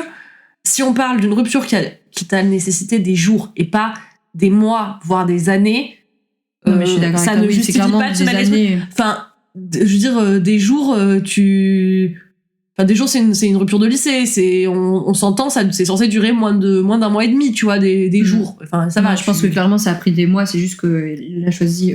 Mais franchement, l'autrice a choisi le terme jour, mais c'est mal foutu. Choix de mots très peu judicieux. Enfin, c'est nul de dire ça. Et puis, du coup, moi, j'ai noté. Quand j'ai vu le mot Marion, j'ai noté, il en a pas marre de toujours parler de son ex. Et en dessous, il y a une didascalie, parce que souvent, dans les chapitres, on remarque certaines didascalies. Enfin, c'est pas des didascalies, mais c'est des phrases un peu vraiment dans les pensées. Ouais, en italique. Ouais, exactement. Et écrit, je dois vraiment avoir un problème. Et j'ai marqué, oui, t'as un problème. Oui, Coco, vraiment, j'ai pas activité pain d'épices. On passe direct sur la cabane des sucettes, là. Ouais, en effet. Et alors là, vraiment, pareil, un grand moment où, en gros, Jonah et Agathe, parce que Kylian et Laurine, je sais pas ce qu'ils branlent, mais... Bah, ils baisent ensemble, enfin... Ouais, Laurine et Kylian sont juste tout le temps fourrés ensemble. On sait pas, en fait, ce qu'ils font, puisque du coup, on n'a pas leur POV. Ouais. Mais on sait qu'ils passent du temps ensemble. Laurine dit que elle n'a pas cédé. Ouais. Maintenant, on n'est pas là pour le voir, donc... on est obligé de lui faire confiance. Voilà, exactement. Mais là... ce qui se passe, c'est que Agathe et Jonah se retrouvent tous les deux à aller à la fabrique de sirop d'érable. Ouais. Et enfin, à l'exploitation de sirop d'érable. Donc là, on rencontre le gérant. J'ai noté, ça s'appelle une érablière. Donc ils arrivent à l'érablière et on rencontre donc Jackie. Jackie, qui est littéralement le proprio de l'exploitation. Donc il commence par une visite très simple. Agathe, elle est fascinée par tout ça. Donc la deuxième partie de l'activité, de l'après-midi, voilà, à l'érablière, c'est de se faire une sucette au sirop d'érable. Et donc ils ont une expression pour désigner cette sucette qui s'appelle une tire sur la neige. Tout simplement parce que en fait ils prennent de la neige, de la poudreuse quoi. Ils mettent du sirop d'érable dessus et ça durcit avec le et ça fait une sucette. Apparemment, c'est succulent. Et là, on vous épargnera parce que on a envie de rester. Alors tout public, je pense que c'est mort, mais on a envie de rester. Je pense que t'es noté en explicite là sur les plateformes de diffusion. Hein. Je vais m'auto-noter en explicite, mais on va rester un petit peu soft. Mais en gros, il y a quand même beaucoup d'allusions, mais d'une gênance. Ouais, franchement, c'était pas nécessaire. J'ai encore une fois l'impression d'être au lycée, quoi. Mais sur mes notes, j'ai écrit York, je sais pas combien de fois. J'étais écœurée. Et bon, on laisse libre cours à votre imagination, mais enfin, voilà. Du coup, la suite, c'est quoi ? C'est que là, c'est retour au lodge. Et comme un gentleman. Et puis que surtout que ils commencent les deux à un peu se lâcher. Ça redevient le lovers, tu vois. Maintenant qu'ils sont tous les deux, Jonah se lâche un petit peu et il propose à Agathe de lui montrer un endroit où il se sent bien. Et donc là, il l'amène où ? C'est vraiment le paradis, quoi. Dans son studio. Ouais. Et alors là, on va pas se mentir. Donc, il l'invite à boire un verre chez elle. On a quand même une espèce de mini-scène. Enfin, moi, j'ai une mini-scène avec une Wendy, des employées de l'hôtel qui est en mode... qui est amoureuse de Jonah, clairement. Voilà. Et Agathe est une peste. Mais Agathe, c'est une grosse peste. Et surtout, je ne comprends pas ce que ça ajoute. Rien. Elle avait besoin d'avoir cette scène. Elle avait besoin de broder.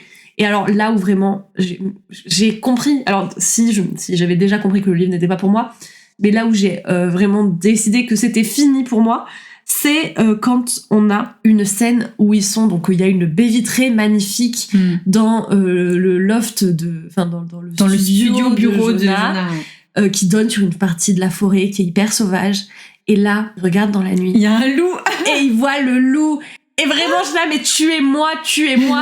Et j'ai vraiment, et il vient là tous les soirs, c'est notre petit quart d'heure à nous. Oh là là. Il se regarde. J'ai vraiment imaginé l'autrice qui était en mode, alors là, du coup, pour dire que Jonah, c'est un peu un loup solitaire, nous allons faire un parallèle en montrant vraiment un loup qui est lui aussi est solitaire. Et comme ils se respectent l'un l'autre mutuellement, et ben, il vient et il repart sans rien se faire. Jamais. Mais tuez-moi. Vraiment, mais achevez-moi. J'ai soupiré si fort, Dylan, il était halluciné. Moi, j'ai soupiré au moment où il décide de lui faire à manger. Et qu'est-ce qu'il décide de faire à manger ? Une poutine maison. Oh là là, qu'est-ce que c'est Alors original. Ça, moi, j'ai été plutôt chauffée par la poutine. C'est le seul truc qui m'a chauffée de cette affaire. Moi, déjà, j'aime pas ça. Mais en fait, je trouve ça juste ringard, tu vois. Enfin, pas ringard. En fait, je sais pas comment le dire, mais là, c'était... Mais c'est en fait, c'est rajouter du cliché dans le cliché. Mais tu vois, j'en pouvais plus. C'est pour ça que j'ai soufflé. Donc bon, il lui fait la poutine et en même temps ils discutent un petit peu de leur background réciproque, mutuel, on va dire. Et franchement c'est inintéressant, enfin il y a aucune information. Et c'est là qu'il se confie supplémentaire. sur Marion, donc encore une fois il reparle de son ex. J'en peux plus. Et il lui sort une disquette. Alors là, par contre, ça m'a fumé. Ah vas-y, parce que j'ai pas noté moi. Ça m'a fait rire. Alors c'est à la fin de ce chapitre-là où en gros, c'est Agathe qui voit Jonah s'affairer en cuisine et elle lui dit « Je peux t'aider ?» Et il lui dit « Tu le fais déjà puisque t'es là. » Et en plus, là, t'as cette fameuse didascalie qui arrive, qui pop comme ça. « Achevez-moi, je meurs !» Oui, mais achevez-nous aussi. Voilà. Mais pas dans le même sens. Pas pour les mêmes raisons. C'est terrible. Elle est fan de ça. Et moi, j'étais vraiment, mais c'est le même niveau que ton père, c'est un voleur. Il a volé toutes les étoiles pour te les mettre dans les yeux. Enfin, flemme, quoi. Vraiment, tu me fais ça, mais je crois que je pars. On va essayer de rester soft aussi. Enfin, en tout cas, pour ma part, dans les scènes qui suivent, ils vont enfin passer à l'action. Ouais. Le pari, visiblement oublié, envolé. Ah ouais. Elle a même pas essayé. Ah non. Non, vraiment, elle a même pas essayé. Et alors, il y a une phrase, pareil, franchement, mais j'ai cru faire un harakiri quand j'ai lu ça, c'est je laisse libre cours à mon instinct de mal à propos que Jonah dit quand il prend des initiatives pendant qu'ils font la chose, tu vois. Ouais. Et j'étais vraiment en mode, mon instinct de mal. Mais tuez-moi, vraiment, achevez-moi. Moi aussi, je meurs. Moi, je préfère te prévenir, j'en ai rien à foutre de ton pari à la con avec Laurine. Je compte bien découvrir chaque parcelle de ta peau et te faire l'amour toute la nuit. Tu t'arrangeras avec elle après. Eh ben super, faisons comme ça. Gênant. J'ai dit entrepreneur, on peut aimer, mais bon là, c'est cringe. Mais c'est super cringe, franchement. J'ai aussi écrit un autre truc sur un truc qui est pas du tout classe. Désolée, je te coupe parce que vraiment, là, je viens de faire les gros yeux parce que une phrase, mais enfin pour vous dire à quel point c'est écrit. Bon, je vais pas encore donner mon avis de suite, mais je pense que vous avez compris. Ouais, je crois que là, il y a pas besoin d'être C'est encore Jonah qui dit « Ça fait un bail que je n'ai pas séduit une femme pour faire autre chose que la sauter. » Ah ben c'est super. Nice. Moi, je ne saute que les patates. Hein. Non mais... Ou les moutons. Allez. Voilà. Non mais vraiment c'est terrible.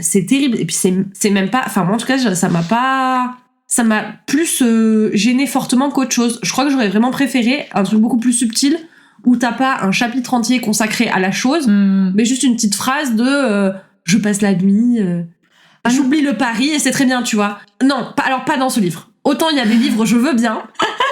Il y a des livres, je veux bien que ce soit un peu l'ambiance, il y a des trucs un peu plus spicy et tout. Là, je ne veux pas. Je ne veux pas. Je passe Noël au Canada, je veux du Noël, je veux de la romance, je veux un truc. Enfin, on en parlera après. Oui, c'est vrai. Non, t'as raison. C'est vrai. Ah non, mais vraiment, moi j'étais. Puis j'avais envie que ça se termine. Hein. Non, mais attends, mais moi, il y a un truc qui m'a choqué, c'est que là, on entre dans le chapitre où c'est pas le POV de Jonah, mais le POV de Agathe, qui continue dans la nuit. Et donc, en fait, on comprend que ils ont consommé plusieurs fois dans la nuit et que la deuxième fois où ils consomment, Agathe se fait réveiller par la langue de Jonah entre ses cuisses. Et moi, j'ai écrit le consentement, en fait. C'est super, ça s'appelle l'agression. Et elle adore. Mais pourquoi pas ouais, allons-y, faisons ça. Moi, je suis pas contre à partir du moment où c'est verbalisé à l'avance. Oui, exactement. Mais là, mais pas rien avec ne le laisse penser. Non, mais pas avec un inconnu. Rien ne le laisse penser. Ben non. Bref, je trouvais ça assez choquant. Mais c'est pas grave. Moi aussi, ça m'a beaucoup choqué. En fait, ça donne pas le bon exemple, quoi. Ah non, c'est sûr. Hein. En plus, vraiment, je me suis posé la question de pourquoi elles avaient fait ce pari. Parce que finalement, il n'a aucun impact sur l'histoire. Non, c'est juste pour le storytelling, pour mettre un obstacle. Mais en fait, il n'existe pas. Non, c'est même pas un vrai obstacle. Du coup, je comprends pas. Il tient même pas un quart de seconde. Non. Finalement, il y a que Laurine que ça a l'air d'emmerder, voire pas du tout. On le verra à la fin. Mais je comprends pas ce concept de pari, à part insister sur le fait que elles aiment beaucoup le sexe, mais ça, je crois qu'on n'a pas besoin de ça pour le comprendre, en fait. C'était déjà suffisamment clair. Bref, ça m'a saoulée. Après leur nuit de folie, Jonah enfile un short sans rien dessous. Vraiment, c'est dégueulasse. Sexy, apparemment. Voilà, écoutez, ça, c'est pas notre opinion, mais une opinion qui n'est pas partagée ici, mais en plus, ça doit gratter de ouf. Je pense que ça dépend le short, mais dans tous les cas, je trouve ça. Mais je trouve ça, moi, je trouve ça sale. Non, mais non, moi j'ai pas envie, je trouve pas ça sexy, tu vois. Vraiment, gardez vos caleçons. Moi là-dessus, il y a Bill qui a Jonah reçoit un appel Ouais. Et c'est Bill qui a un problème de cœur. A priori, il a fait un infarct. Enfin, ça, on le sait plus tard, mais sur la description, il a fait un malaise cardiaque. Et donc, il se barre, vraiment... mais comme un voleur, mais c'est normal. Ouais, enfin, là, Oui, non, mais bien sûr. Mais du coup, forcément, Agathe très inquiète parce que lui, il lui explique pas trop ce qui se passe, juste que Danny a eu un souci, mais après, il en sait pas plus. Mais pendant... moi, il lui dit, c'est très grave, il faut que j'aille à l'hôpital. Enfin, ouais. Grosso modo, elle est quand même au courant que c'est pas juste une excuse. Et puis en plus, elle retrouve Laurine et Killian a fait la même, donc elle se doute que c'est vrai, quoi. C'est pas... Bref, moi, j'ai toute une partie là où ils vont visiter la ville avec Margot. Ouais, attends, j'ai pas ça, en fait. C'est pas là, hein. Ah ouais? Non. Vas-y, t'as quoi, toi? Ah bah du coup, c'est pour ça. C'est là que les chapitres sont pas du tout bons. Ah. Attends. Bref, du coup, après, avec cette nuit de folie, où ils n'ont fait que consommer comme des lapins. Voilà, c'est sur ce champ lexical. Agathe, elle doit partir se changer dans son chalet, parce que du coup, elle a juste passé la soirée avec Jonah, elle n'est pas changée depuis la veille. Donc elle va se changer, et le programme de la journée n'est ni plus ni moins que d'aider le village à couper des branches parce que la tempête a vraiment amoché le village, empêche certains accès par voiture, par motoneige, peu importe. Donc c'est ça la journée, et le soir, il y a la préparation pour le repas de Noël où ils vont patiner sur le lac, tous ensemble, se retrouver, danser. Ah mais sympa, ça construit un peu la relation parce que... Voilà, et il n'y a pas Jonah parce que Jonah, lui, ça construit pas la relation. Il est en cuisine parce qu'il y a un commis qui leur a mis un plan en fait le soir de Noël. Donc Jonah passe la soirée du repas de Noël en cuisine, et à la fin ils se décident quand même de rejoindre sur la piste tout le groupe. Sauf que en rejoignant Agathe, forcément, il invite Agathe dans son appartement. Et encore une fois, du coup une deuxième fois. Encore une fois, il y a pas de répit, hein, vraiment. Voilà. Sa chose, hein. Voilà, donc vraiment 2 nuits d'affilée, ça se fait plaisir, on aime bien. Et donc en fait, c'est là que nos histoires se rejoignent avec Domiti. Au petit matin, je te laisse raconter. Au petit matin, moi j'ai Jonah qui reçoit un appel de je sais pas qui, Killian, je crois, qui lui explique que Bill, que j'ai appelé Bobby tout le début du podcast, mais enfin c'est pas grave, a eu un problème de cœur, a fait un malaise cardiaque ou un infarct, on sait pas trop, et que du coup il doit aller absolument à l'hôpital, le rejoindre, parce que Bobby est à l'hôpital. Donc il part hyper vite, et Agathe, en disant Agathe, du coup avec la porte derrière toi, machin. Dans une scène qui est plutôt normale là pour une fois, avec Agathe qui se prend quand même vachement la tête, en mode oh là là, il s'en va, mais qu'est-ce qu'il a pensé, machin. Parce que moi du coup c'est juste après la première fois où ils se sont rapprochés. Ouais, mais en fait il y a plusieurs inquiétudes du côté d'Agathe. T'as le côté de il se barre comme ça, pas comme si de rien n'était, mais parce qu'il a des bonnes raisons, en fait il est très inquiet. Ouais, voilà. Il est super inquiet évidemment, mais que tu restes pas dire à la meuf que t'as pécho et qui est là quand même pour une semaine. Attends, je te fais un café, je te fais des gaufres, je te fais machin, alors que t'as ton père de substitution qui est à l'hôpital, tu vois. Enfin un moment. Mais aussi il y a le côté de, en fait, finalement Danny, Bill est quelqu'un de très attachant finalement, et donc elle s'inquiète aussi beaucoup pour lui, et aussi elle sait l'importance qu'il a pour les garçons, et comme maintenant elle est très proche de Jonah, et forcément elle a beaucoup d'empathie à ce moment-là. Ouais, mais moi j'ai trouvé de manière un peu inadaptée, parce que en tout cas dans mon livre, ils ont passé très peu de temps ensemble, Bill et Agathe. Et non, c'est vrai, mais c'est par Ouais, oui, d'accord, mais encore une fois, elle le connaît, Jonah, depuis 3-4 jours. Oui, non, mais oui. Ça va trop vite, tout va trop vite. Ils sont full in love, hein, déjà. Donc, après, il y a beaucoup de sentiments et d'émotions qu'on comprend pas, parce que pour nous, c'est un peu rapide. Oui. Alors, bien sûr que je rencontre quelqu'un, même si je le connais depuis 3 heures, le mec me dit, oh mon Dieu, il faut que je parte. Il y a mon père qui est à l'hôpital. Je vais être triste pour lui, mais je trouve qu'elle se prend quand même au taquet la tête. Bref, en tout cas, du coup, Laurine et Agathe partent avec Nolan, Jerry et Margot visiter un musée. C'est le mot. Oui, clairement, qui a l'air un peu nul, clairement. En fait, ils en ont rien à foutre parce qu'ils sont occupés à penser à Bill. C'est ça. Et puis finalement, ils se ramènent à l'hôpital. Alors ça, pareil, j'ai trouvé que c'était un peu... Oula, tu fronçais les sourcils. Ouais. Moi, ils se ramènent tous à l'hôpital pour rejoindre Killian et Jonah. Non. Et j'ai plein de scènes à l'hôpital. Donc, genre, en gros, ils vont à l'hôpital, ils apprennent... Alors là, vraiment... Bon, du coup, je raconte, mais... Mais oui. Donc, déjà, petit 1, j'ai trouvé que c'était hyper rapide. Le gars, tu le connais quasiment pas. je trouve pas ça forcément très adapté d'aller à l'hôpital, mais bon, je crois que si on était, on n'est plus à ça près, mais mettons, ils se rejoignent, elle les retrouve à l'hôpital. Donc évidemment, Jonah il est trop content de la voir, blablabla. Là, on apprend que Bill a effectivement fait un infarct avec 3 trompes bouchées. Alors moi j'en ai 3. Moi j'en ai 4. Yes. Et ils attendent, ils l'opèrent dans les 24 heures. Et là j'étais pardon. Enfin, c'est-à-dire que quand tu fais un infarct, moi j'ai un truc, est-ce que c'est crédible immédiatement? Mais non, c'est pas. Je voulais te demander justement parce que bon, moi je ne sais pas, tu vois. Écoutez, et là on est plusieurs. Alors là vraiment dans les commentaires, mais n'hésitez pas à nous laisser des commentaires pour me dire si j'ai raison ou si j'ai tort. Mais moi, si je me souviens bien quand même de mes cours, quand tu fais un infarct, a priori il y a eu un malaise et tout, c'est-à-dire que clairement il est pas très bien toléré. T'es opéré, tu passes sur la table de choro le plus rapidement possible. Ils vont lui foutre des stents et c'est bon quoi. Là ils attendent hyper longtemps. Non, ils voulaient attendre la nuit et en fait le problème c'est que pendant la nuit il se dégrade. Voilà, il se dégrade et donc forcément là il s'est opéré en urgence. Mais moi je n'ai pas du tout ça. Les filles, personne ne rend visite à Danny, Bill, hormis les garçons. Et donc pendant ce temps, les garçons ordonnent aux filles et au groupe de profiter quand même, parce que ça reste quand même le 25 décembre, et de profiter de la journée. Ah ouais, toi c'est le 25 décembre. Et donc voilà, il les ordonne de profiter, donc ils vont se rendre dans un musée, ils en ont un peu rien à faire, et ils décident de retourner vers le lac pour se faire un feu de cheminée, un feu de camp avec des chamallows, et c'est juste ça en fait, la soirée se finit comme ça. Et ensuite on a le POV de Jonah avec la scène d'urgence des stents, etc.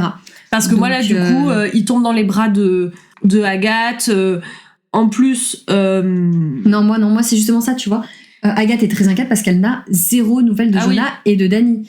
Et donc en fait non mais là ok, ça s'entend qu'elle soit inquiète. Oui. Ouais, elle a pas de nouvelles pendant 3 heures max quoi. Ah non, moi et c'est elle débarque. C'est intense. Pendant 15 heures qu'elle a pas de nouvelles. Ouais, ok, je comprends que tu peux te faire un texto. Et le message de Jonah n'arrive qu'au moment où ils font un feu de camp avec les chamallows. Ouais. Où il la rassure en lui disant que ça se passe bien, mis à part ça, et qu'il est désolé d'être parti comme un voleur. Message que j'ai passé la plus belle nuit de ma vie. J'ai très envie d'être demain pour te serrer dans mes bras. Ah ouais, d'accord. Voilà. Voilà, ils sont toujours à l'hôpital et ils se font une décla, tous les deux. Genre... sous-entendu, j'aimerais qu'on soit ensemble, même si je sais pas trop comment ça peut s'organiser, parce qu'il y a beaucoup de kilomètres qui nous séparent, etc. Moi, c'est vachement plus tard, ça. Ils se pécho devant tous leurs potes et Jonah, il fait un truc archi cringe en mode... pour changer. Un truc genre, oui, c'est bon, on est ensemble, mais vous allez garder vos commentaires pour vous, ok? Alors moi, j'ai pas ça, hein. Mais c'est pardon, enfin, ça va, on peut dire un truc, enfin, t'es pas obligé d'être agressif comme ça. Non, mais c'est ça m'a trop saoulée. Moi, par contre, j'ai Danny qui se réveille de son opération 3 heures après être sorti du bloc. Ouais, moi aussi, en tenant la main de Jonah qui est en train de lui parler. Ouais, de ouf. Sauf que il lui dit t'es con, t'es tellement con, un truc comme ça. Oui, et il s'endort direct parce qu'il est quand même dans les vapes, mais enfin bon, c'est drôle parce que du coup, à ce moment-là, quand Danny se réveille. Moi, avant que Bill se réveille, il y a Agathe qui dit la vie n'est pas injuste, elle sait récompenser les bonnes personnes. Et j'étais en mode ouais, c'est bien cocotte, c'est vraiment comme ça que ça marche. T'as tout compris à la vie, hein. Ah ouais, non, c'est une horreur, mais... Bref, donc... C'est cringe à souhait. Mais du coup, quand Danny se réveille, en fait, il insulte gentiment, enfin voilà. Jonah, mais qui est en train de lui raconter sa life de manière cliché. Parce que Jonah, en fait, lui parle parce qu'on lui a dit que souvent, les personnes dans le coma... Enfin, c'est pas souvent, mais je veux dire...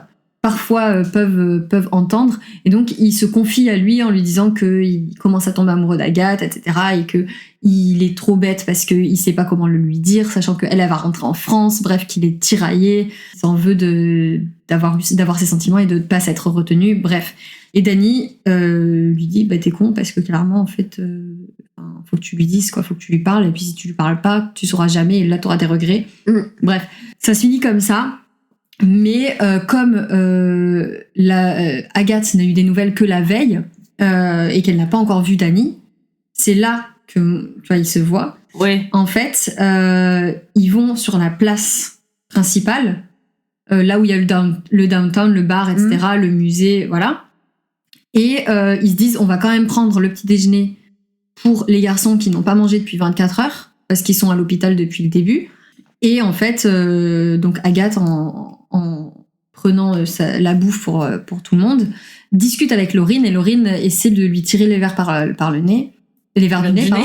Et en fait, là, Agathe craque en disant que oui, elle a brisé le deal, et que en effet, ils se sont envoyés en l'air et tout, mais parce qu'en fait, elle en avait marre que Laurine lui tire les verres du nez, enfin voilà. Donc là, elle déballe tout, et... Évidemment, oh là là, Jonah est derrière. Non mais voilà. Moi j'ai donc, la même, mais du coup à la... Le POV de Jonah.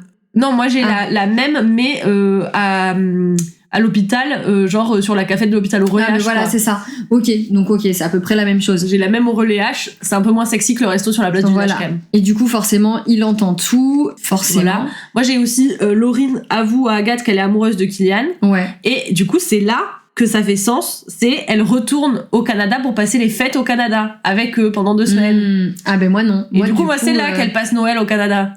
Ok, bah du coup moi non, moi c'est juste que Laurine elle voulait y aller en janvier. Ok, oui, bon. Pour 2 semaines. Mais non, nous il passe vraiment Noël, et d'ailleurs il y a une ouverture des cadeaux, Agathe, Laurine offre un stylo parce que Agathe fait la collection des beaux stylos. Waouh. Et Agathe offre à Laurine une édition collector du premier tome d'Harry Potter en relié. Oh. Parce qu'elle est fan d'Harry Potter. Bref, voilà. Mais ça, c'est pas important, mais ça peut être un détail pour après. Ensuite, après, Jonah a entendu tout ça, qu'ils sont tous les deux sur la même longueur d'onde, ils ont tous les deux des sentiments l'un pour l'autre. Les garçons retournent vers Dany, et la bande rentre à l'hôtel. Ok. Parce que moi, j'ai à nouveau un truc qui tourne en rond, où il entend ça, et Agathe, elle essaie de se défendre en mode non, mais c'est bon, c'est qu'un amour de vacances, blablabla. Et en fait, on tourne en rond, on revient au même point de non, mais je peux pas, en fait, on peut pas sortir ensemble, machin. Et oui, vous aviez réglé ce problème il y a 3 chapitres. Pourquoi vous me faites revivre ça? C'est vrai. Ça me saoule. Et donc, du coup, non, mais je suis tout à fait d'accord avec toi. C'est vraiment, en fait, un problème qui n'a pas lieu d'être. Mais oui, puis en plus ça tourne en rond, c'est-à-dire que t'as l'impression qu'il y a une résolution, et en fait non, ils reviennent. Mais sauf que, en plus, j'y reviendrai après, mais la solution on la connaît dès le début. Mais oui. Pas parce que on n'est pas bête et qu'on a des intuitions, etc. Mais c'est juste que mathématiquement parlant, c'est pas compliqué. Mais on en discutera après parce que justement ça vient dans le chapitre un peu plus tard. Mais là moi ça vient à la toute fin. Ouais, c'est ça. Je sais pas si toi t'as noté les mêmes choses, mais justement je voudrais avoir ton avis. C'est que là, avant de se dire au revoir et que chacun parte de son côté, Jonah repousse une mèche de cheveux du front d'Agathe. J'ai envie de dire putain, cette putain de mèche, j'en peux plus. Elle est là tout le temps. Mais oui, cette mèche est un personnage à part entière. Hein. Non mais vraiment, toujours la mèche sur le front qui tourne un peu sur les yeux, et puis une fois qu'il l'enlève, il pose sa main sur la joue. Ah oui, ça, il lui touche la joue, Mais j'en peux plus. Une fois cute, 12 cringe. Ah non, mais j'en peux stop, plus. on en peut plus là. J'ai mis toujours cette mèche sur le front, et je l'ai noté plus tard, je vous le dirai à un moment donné. C'est pas possible, quoi. Moi j'étais tellement saoulée sur la fin parce que j'ai rushé là les 100 dernières pages, j'ai tout lu hier. Ouais. J'en avais tellement ras le bol, mes notes se dégradent vraiment, et mon écriture se dégrade aussi énormément. Ouais. Mais là du coup tu vois, une fois qu'ils sont partis de l'hôpital, que la bande est partie de l'hôpital et que les garçons ils sont restés, Agathe juste fait une rétrospective, prend conscience, pose les pour et les contre. Elle ressent le besoin de faire une balade dans la forêt, bon, pourquoi pas. Oui, voilà, oui, j'ai parlé la balade dans la forêt. Et au moment où, en fait, elle rentre de cette balade, Jonah attend Agathe avec un dîner romantique sur la table basse du salon, avec un feu de cheminée, des petites bougies. Alors ça... Laurine et Kylian ne sont pas là, enfin vraiment, tout est réuni. Ça, je vais pas mentir, je veux pas être de trop mauvaise foi sur son moment. Non, c'est mignon. C'est un moment que j'ai trouvé un peu mignon. C'est mignon. Et d'ailleurs, il a une tenue que j'ai retenue. Donc il a une chemise blanche, un jean noir et les manches retroussées. Oui. Cette même tenue, il la porte un jour plus tard. Et elle le redécrit, et j'ai dit mais vraiment, elle avait rien à dire. Comment ça, un jour plus tard? Moi, c'est le dernier jour là. Hein. Ouais, ou je sais pas, un truc comme ça. Mais c'est le dernier jour là. Oui. Ben voilà, le lendemain elle prend l'avion. Oui. Et ben voilà. Mais pourquoi tu redécris la tenue J'en sais rien. Mais ils sont obligés de... Oui, c'est très bizarre cette affaire. En fait, c'est pas si ça me pose problème, enfin c'est pas le terme, mais ce qui me perturbe et ce qui me dérange, c'est qu'en fait, j'ai l'impression que parfois, elle brode. Mais oui. Parce qu'elle redit les mêmes choses. C'est même pas comme s'il avait changé de tenue. Non. Tu vois? Et donc vraiment, j'étais là, mais je dis, mais il porte encore cette tenue, quoi. C'est pas possible. Donc bon, bref. C'est toujours la même chemise, elle pue, tu sais, Oui, elle est voilà. raide de crasse, là, dégueulasse. Et donc là, il l'attend de façon très romantique, avec un petit cadeau posé sur son assiette. Mais elle ne veut pas l'ouvrir de suite parce que... Alors moi, j'ai pas le cadeau sur l'assiette, mais du coup, quand t'as dit un petit cadeau posé sur, j'ai terminé la phrase dans la lignée du roman. Non, mais Agathe ne veut pas paraître trop curieuse, donc elle fait comme si elle l'avait pas vu. Ou alors, enfin, comme si elle n'était pas trop impatiente. Et donc, il commence à manger, voilà. Et puis, évidemment, très vite, ça dérape. Oui, alors ça dérape bien. Et c'est le retour de deviner qui ? La mèche folle sur le front. J'en peux plus. Vraiment. Encore, on vous a beaucoup épargné parce qu'elle était là dès le début, la mèche folle sur le front. Hein. Ah oui, et attends, j'ai noté un autre truc par rapport à cette Eba. C'est que là, cette fois-ci, nous avons Jonah qui dit « Je suis clean à mon style, je veux sentir ta chaleur être en toi entièrement, sans rien pour nous séparer. » Oui, je l'ai aussi cette Moi phrase. aussi, et je prends la pilule et je dis « Pas très safe tout ça. Mais non, c'est pas très safe. Enfin, merci, mais dans la chaleur du moment, tu peux dire tout ce que tu veux. Moi, après ça, j'ai une scène qui m'a encore plus dérangée. C'est... alors, je sais pas si tu l'as, mais en gros, il mange. Et elle est... » Avec sa chemise. avec sa chemise, machin. Et en fait, c'est lui qui la nourrit. Oui. Comme un oisillon. Oui. Et je vois, mais comme une enfant, en fait. Ouais. Enfin, c'est quoi cette... Enfin, c'est... Vraiment, ça me dégoûte. Ça me dégoûte. Ouais, Cette non, manière mais- d'infantiliser. Tu peux pas infantiliser quelqu'un avec qui tu viens de coucher. Non, mais je pense que c'est... Et c'est 0% romantique. Enfin, alors là, tu peux le faire Ah dans ouais tous les sens. Faire manger des pâtes tomates fromage à la fourchette Des pâtes au gruyère. dans la bouche de quelqu'un, mais c'est dégueulasse. Je sais pas, c'est comme quand... On dirait les vieux. Moi, je l'imaginais pas du tout comme ça. Maintenant que tu le dis, peut-être. Mais tu sais, c'est comme quand tu coupes ton gâteau de mariage et que tu donnes la première part à ta femme et... Enfin, à ton épouse et le... Tu vois. Et Mais toi, alors, ton mari. Mais pour moi, tu donnes la fourchette, tu mets pas dans la bouche de quelqu'un. Bah si, tu prends la fourchette et tu mets dans la bouche et... Alors là, mais... T'as alors, jamais vu plein de vidéos comme ça ? non, j'ai jamais vu, je ne regarde pas énormément. Et alors, je peux te le dire tout de suite, jamais de ma vie, je ne ferai un truc pareil. Mon gâteau de mariage, chacun a... Sa Je te donne la fourchette, mais tu me mets pas un truc dans la bouche, enfin, tu vas me faire mal, et en plus, je suis pas un enfant, je suis capable de le faire toute seule.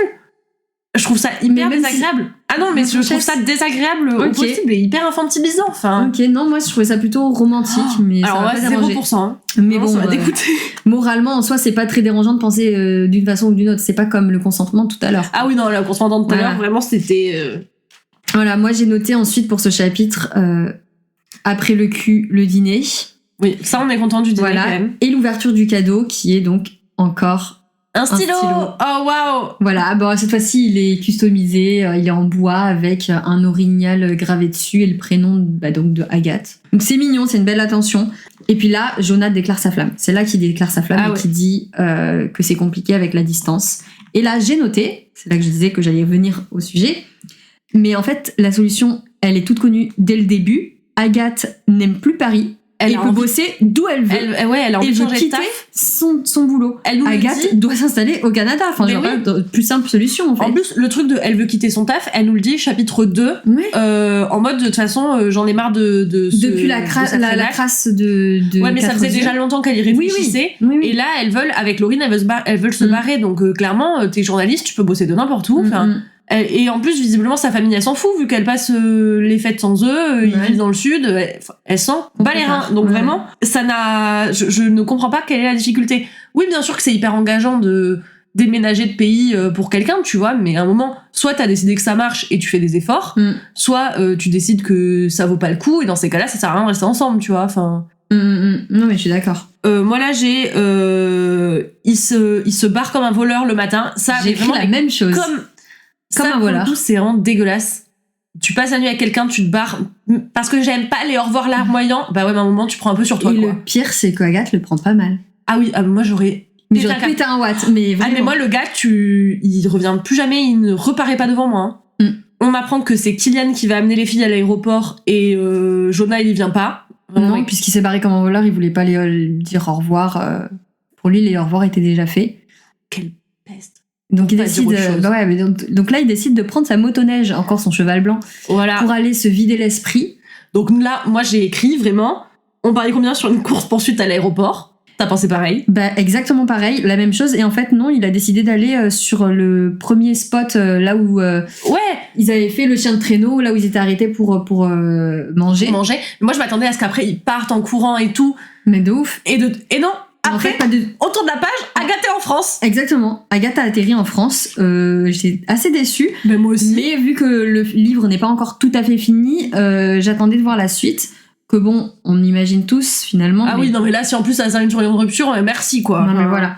Du coup, direct en fait, on arrive à Paris et Agathe démissionne. Elle démissionne et elle se barre avec son article. Et ça, honnêtement, je me suis posé la question. Pour les juristes qui nous écoutent, non, je me suis dit, est-ce que c'est légal de faire ça? Est-ce que tu as le droit de te barrer avec un article sachant que le boss et que la boîte a payé les vols, le logement, etc. Je sais pas si t'as vraiment le droit de te barrer avec ton article. Mais je pense que là, le patron n'avait un peu rien à faire puisque apparemment, elle avait énormément de charges contre lui. Ouais, mais... Et donc, forcément, il a préféré mettre ça sous couvercle et pas en parler. Ouais. Ça m'a pas paru incohérent non plus, tu vois. Alors je sais pas si incohérent c'est le terme, mais moi ça m'a paru vraiment pas correct. Enfin, ça a contribué à me rendre le personnage de Agathe complètement antipathique. Ah ouais, non, moi ça m'a pas. En me disant, mais en fait, ça aurait été plus clean qu'elle publie son article dans le truc. Alors effectivement, la suite est très bien, hein, mais l'article ne va pas rester dans un ordinateur, on est d'accord. Oui, mais oui. Ça m'aurait paru plus clean qu'elle se barre. Enfin, j'aurais trouvé ça plus élégant, quoi, de se barrer en disant, je vous donne l'article et c'est fini, c'est la dernière chose que je fais pour vous et je m'en vais. Ouais. Plutôt que se barrer avec l'article. Mais bon. Bref, Agathe est dans une déprime totale, finalement. Oui, alors en plus... 2-3 semaines qui suivent... Moi, j'ai un espèce de truc pas très clair aussi, où elle dit j'ai contacté quelqu'un et ils sont très intéressés par l'article et tout, mais on sait pas qui c'est. Mais je pense que c'est faux, c'était pour le... Bah si, moi, en tout cas, je sais qui c'est à la fin. Si, t'as raison. Non, t'as raison. C'est le guide du routard, on spoil, parce que vraiment, on s'en fout, moi, on a envie d'avancer. Non, moi, c'est guide du voyageur. Ah, moi, c'est le guide du routard. Pourquoi pas? C'est plus stylé, le guide du routard. Oui, t'as raison. Bref. T'as raison. Enfin, en même temps, c'est donc la grosse déprime. Ouais, et Laurine dit qu'elle veut partir au Canada et elle réfléchit à chercher des postes là-bas. Ouais, mais ça, Laurine n'est pas au courant qu'Agathe est au courant. C'est juste que Laurine en a parlé à Kylian. Enfin, Kylian en a parlé à Laurine. Agathe a surpris une discussion téléphonique entre deux. Et Agathe voulait pas influencer Laurine parce qu'elle... Alors, moi, pas être égoïste, même si elle l'est totalement. Elle est totalement égoïste. Elle veut pas qu'elle parte parce qu'elle a peur d'être abandonnée. Mais en fait, j'ai envie de lui dire, moi, j'avais envie de lui crier à la gueule. Mais meuf, mais vas-y, t'as plus rien qui te retient. T'es chômeuse. T'es chômeuse et en plus, elle arrête pas de râler sur Paris. Partout où tu veux, tu n'aimes plus Paris. Certes, il y a ta famille qui te retient, mais en fait, elle est dans le sud de la France, tu la vois jamais. Tu nous en avais pas parlé. T'as autre chose qui te retient ailleurs, quoi. Moi, c'est juste à la fin que j'apprends que son père, il est infirmier. Sinon, on sait pas ce qu'ils font ses parents. Ils nous en parlent pas. On a plus de background sur les parents de Jonah et Kylian, qui sont absents aussi. Ouais, total. Mais on a aucune information sur la famille de Agathe. Donc, finalement, tu t'en fous de. Ouais, de fou. Genre, c'est bon, part. Pas du tout au Canada, c'est sympa, quoi. Non, t'as raison. Enfin, voilà. Et du coup, là, moi, j'ai Laurine qui part passer les fêtes au Canada. Elle vient dire au revoir à Agathe. Les deux se sont un peu éloignés. Agathe, on vous épargne les 36 000 réflexions de je veux pas qu'elle parte, mais en fait, voilà. On souffle. Et finalement, Agathe décide de faire le voyage avec Laurine. Ouais, sur un coup de tête, c'est bon, elles partent ensemble. Voilà. Sans rien dire à Jonah. Kylian est évidemment au courant parce qu'il va récupérer les filles à l'aéroport. Et en fait, au moment où ils arrivent sur le parking du lodge, Jonah les voit et la voit. Et donc, il se saute dans les bras après... un petit moment de réalisation, on va dire. Et en fait, là, le chapitre d'après, c'est littéralement... un an plus tard. Un an plus tard, voilà. Un an plus tard, aux fêtes de Noël. Sachant que moi, j'ai quand même, sur la réflexion de... Quand elle est dans l'avion, là, avec Laurine, et qu'elle... Agathe dit mais pourquoi faut-il que les mecs pensent que leur virilité en prendrait un coup s'ils avouaient leurs sentiments? J'ai pas du tout... C'est nul et non avenu. Il l'a déjà dit, il t'a déjà dit. Enfin, en fait, il a déjà avoué ses sentiments. Enfin, je comprends pas ce qu'elle fout là, cette phrase. Alors, t'as totalement raison, mais moi, j'ai pas du tout eu ce passage. C'est nul et non avenu. Enfin, bref. Et du coup, un an plus tard, Agathe, donc les filles se sont installées au Canada pour de bon. Voilà, elles sont résidentes permanentes du Canada. On apprend que Danny fréquente quelqu'un. Oui, Danny, ce gros ours, ce ronchon. Il sort avec la meuf qu'il a trouvée là quand il a fait son malaise. Donc, qui lui a sauvé la vie, donc il sort avec elle. Marguerite, elle a aussi un chum. Ouais. D'ailleurs, ça date. Un petit chum. Ouais, un petit chum. Un gros chum, apparemment. Un grand chum. Oh, pareil, moi, au tout début, il sert à rien. C'est-à-dire qu'au tout début, il y a... quand ils sont à 1 mois plus tard, elle a déjà un chum, mais ils sont en mode ouais, on l'aime pas, blablabla. Finalement, 1 an plus tard, il est toujours là et il l'aime bien. Donc, et on sait pas ce qui s'est passé, visiblement, on s'en bat les reins. Hein. Ouais, de ouf. Et Agathe et Laurine ont repris le journal local. La Gazette. Et donc elle taffe pour la Gazette de Dawson. Toutes les deux, et sinon, les autres, Marguerite notamment, les aident à prendre des photos. Ouais. Et les garçons un peu logistiques, ou en tout cas, ils ont tous les deux des contacts. De toute façon, ils gèrent leur hôtel et tout ça, et visiblement, elles ont été accueillies à bras ouverts. Voilà, et le dernier chapitre se finit sur l'inauguration de la Gazette au Downtown, donc le premier bar qu'ils ont fréquenté. Avec un discours de Agathe où elle déclare sa flamme à Jonah devant tout le monde de manière totalement inadaptée également. Mon amour, si tu savais comme je t'aime, merci de m'encourager, de me soutenir et d'avoir fait de ma vie un conte de fée au pays des caribous. Déjà ça me dérange. Ah ouais, moi aussi. Bref, elle continue son laïus, mais elle pourrait juste dire merci à tous ceux qui nous ont soutenus, dont mon amoureux Jonah, merci beaucoup d'être là, et tu passes à autre chose. Tu as besoin de faire, sur un truc professionnel, t'as pas besoin de faire une déclaration d'amour. À un moment, on arrête de mélanger les deux. C'est ça. Enfin voilà, et donc c'est la fin du livre. Ça se finit là-dessus, et donc comme on disait, apparemment peut-être qu'il y aurait un 2e tome que je ne lirai pas. Non, alors du coup, parce que ça m'intéresse très peu. Agathe, quel est donc ton avis sur ce roman? As-tu aimé ce livre? As-tu aimé cette lecture? J'ai adoré. Non, plus sérieusement, au début, je pensais que j'allais bien aimer parce que justement, c'est facile à lire, c'est un truc d'adolescent, et moi, je suis plutôt dans ce genre de lecture parce que quand ça devient trop compliqué, j'ai beaucoup de mal à me concentrer en lisant des livres, donc si c'est simple à lire, ça me va. Mais en fait, comme il y avait certaines incohérences, que il y a des personnages que t'aimes plus ou moins, et en plus de ça, que c'est plutôt mal écrit, qu'on se le dise, en fait... les choses qui se répètent, la mèche sur le front, et puis tout tourne en boucle, quoi. Les décors qui sont toujours les mêmes, on change d'endroit, mais c'est toujours la même chose, des guirlandes de partout, on a compris que c'était Noël, Alors moi j'ai pas eu les guirlandes, mais c'était la neige, les arbres, arbres. Voilà, c'est ça. Moi j'en ai eu moins quand même des descriptions que toi, mais voilà. Et puis finalement à la fin, je m'attendais pas à une fin différente. Mais peut-être une fin plus poussée finalement, parce que là du coup le 1 an plus tard on le voit pas venir. Je sais pas, j'aurais aimé plus de détails. Est-ce qu'ils décident de se marier? Est-ce qu'il y a autre chose? Ou je sais pas, mais là vraiment et puis Laurine est quasiment inexistante dans le dernier chapitre. On sait qu'elle est là, mais elle ne parle pas. Non. On parle pas de leur amitié, comment ça a évolué, est-ce que Laurine et Kylian ont décidé de se marier, d'avoir des enfants ou de voyager, j'en sais rien, mais en fait tu n'as aucune information sur eux. C'est ça. Et bon, on comprend juste que Jonah a retiré le balai qu'il avait dans le cul pendant tout le livre. Voilà. Pendant tout le livre, donc ça à la limite c'était plutôt cool, mais franchement il y avait des passages inutiles. Je suis contente de l'avoir lu pour l'expérience du podcast, mais à part ça non, les livres de Noël c'est définitivement pas pour moi, je le savais déjà, mais bon, voilà mon avis. Et toi? Et moi, je rejoins quand même grosso modo ton avis. Alors moi, les romans, c'est quand même pas mon délire. Mais en fait, au titre, à la couverture et au branding, je pensais vraiment que ça allait être une romance genre rom-com de Noël. De ouf. Et que, du coup, ce serait un peu plaisir coupable, facile à lire, des personnages un peu attachants, machin.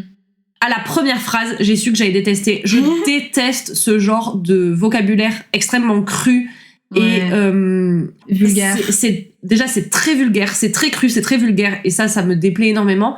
Et aussi le langage est quand même très familier. Moi j'ai aucun plaisir à lire des choses aussi crues, aussi mal écrites, quoi. C'est terrible. Pareil, les personnages m'ont saoulé. De toute façon on en a parlé pendant presque 2 heures là, mais les personnages m'ont saoulé, c'était répétitif. Et donc il y avait même pas cette espèce de plaisir coupable de entre guillemets, on s'entend, hein, mais de la rom-com de Noël, un peu fun, un peu légère, machin. J'ai galéré à le lire. Pourtant il est pas très long, hein, mais j'en avais tellement marre. J'en pouvais plus, j'attendais que la fin. J'en avais vraiment, je te dis, je l'ai terminé hier en levant les yeux au ciel, en soufflant. J'étais saoulée de ouf. Non, mais typiquement, tu vois, l'accident de Dany n'était mais pas nécessaire. Ça n'a aucun intérêt. À part à rallonger le livre, quoi. Ça ne fait pas avancer l'histoire. Le pari ne fait pas avancer l'histoire. Donc, en fait, finalement, t'as plein d'éléments qui ne servent à rien et qui auraient mieux fait de sauter, quoi. Donc j'ai détesté. Et figure-toi que sur Babelio, le livre obtient une moyenne de 3,8 sur 5. C'est beaucoup trop énorme. Moi, je suis hallucinée. Je donnerais un 2 parce qu'il a le mérite d'exister et que ah putain, moi j'en soi, il y a une histoire. 0,5. Mais à part ça, rien de plus quoi. Ça mérite pas la moyenne. Ah non, ça mérite vraiment pas la moyenne. Moi, je serais beaucoup plus sévère que toi. Hein. Ouais. Je donnerais 0,5. Allez, pour pas mettre 0 parce que c'est dur, mais c'est trop cru. C'est trop cru pour moi. C'est pas. Il y a des livres crus que je veux bien lire, mais dans un livre de romance, j'ai pas envie de voir des phrases comme sa queue, la fille est bandante. Enfin, c'est non. Ouais, t'as raison. Je veux pas de ça. Ouais, carrément. Donc, voilà. Du coup, je ne sais pas encore pour quoi on se retrouve sur le prochain épisode. En tout cas, j'espère que ça vous a plu. Et Agathe, si tu acceptes de revenir, la prochaine fois on choisira un livre un peu plus sympathique. Y a pas de souci à condition que tu apportes ton micro au Canada parce que pour les 2 prochaines années, ça risque d'être compliqué. J'amènerai mon micro au Canada. Mais sinon, avec grand plaisir et merci de m'avoir invitée. Merci d'être venue. Merci de nous avoir écoutés. À très bientôt pour le prochain épisode et n'hésitez pas à checker l'Instagram où j'annoncerai en avance quel sera le prochain livre si vous voulez lire avec nous.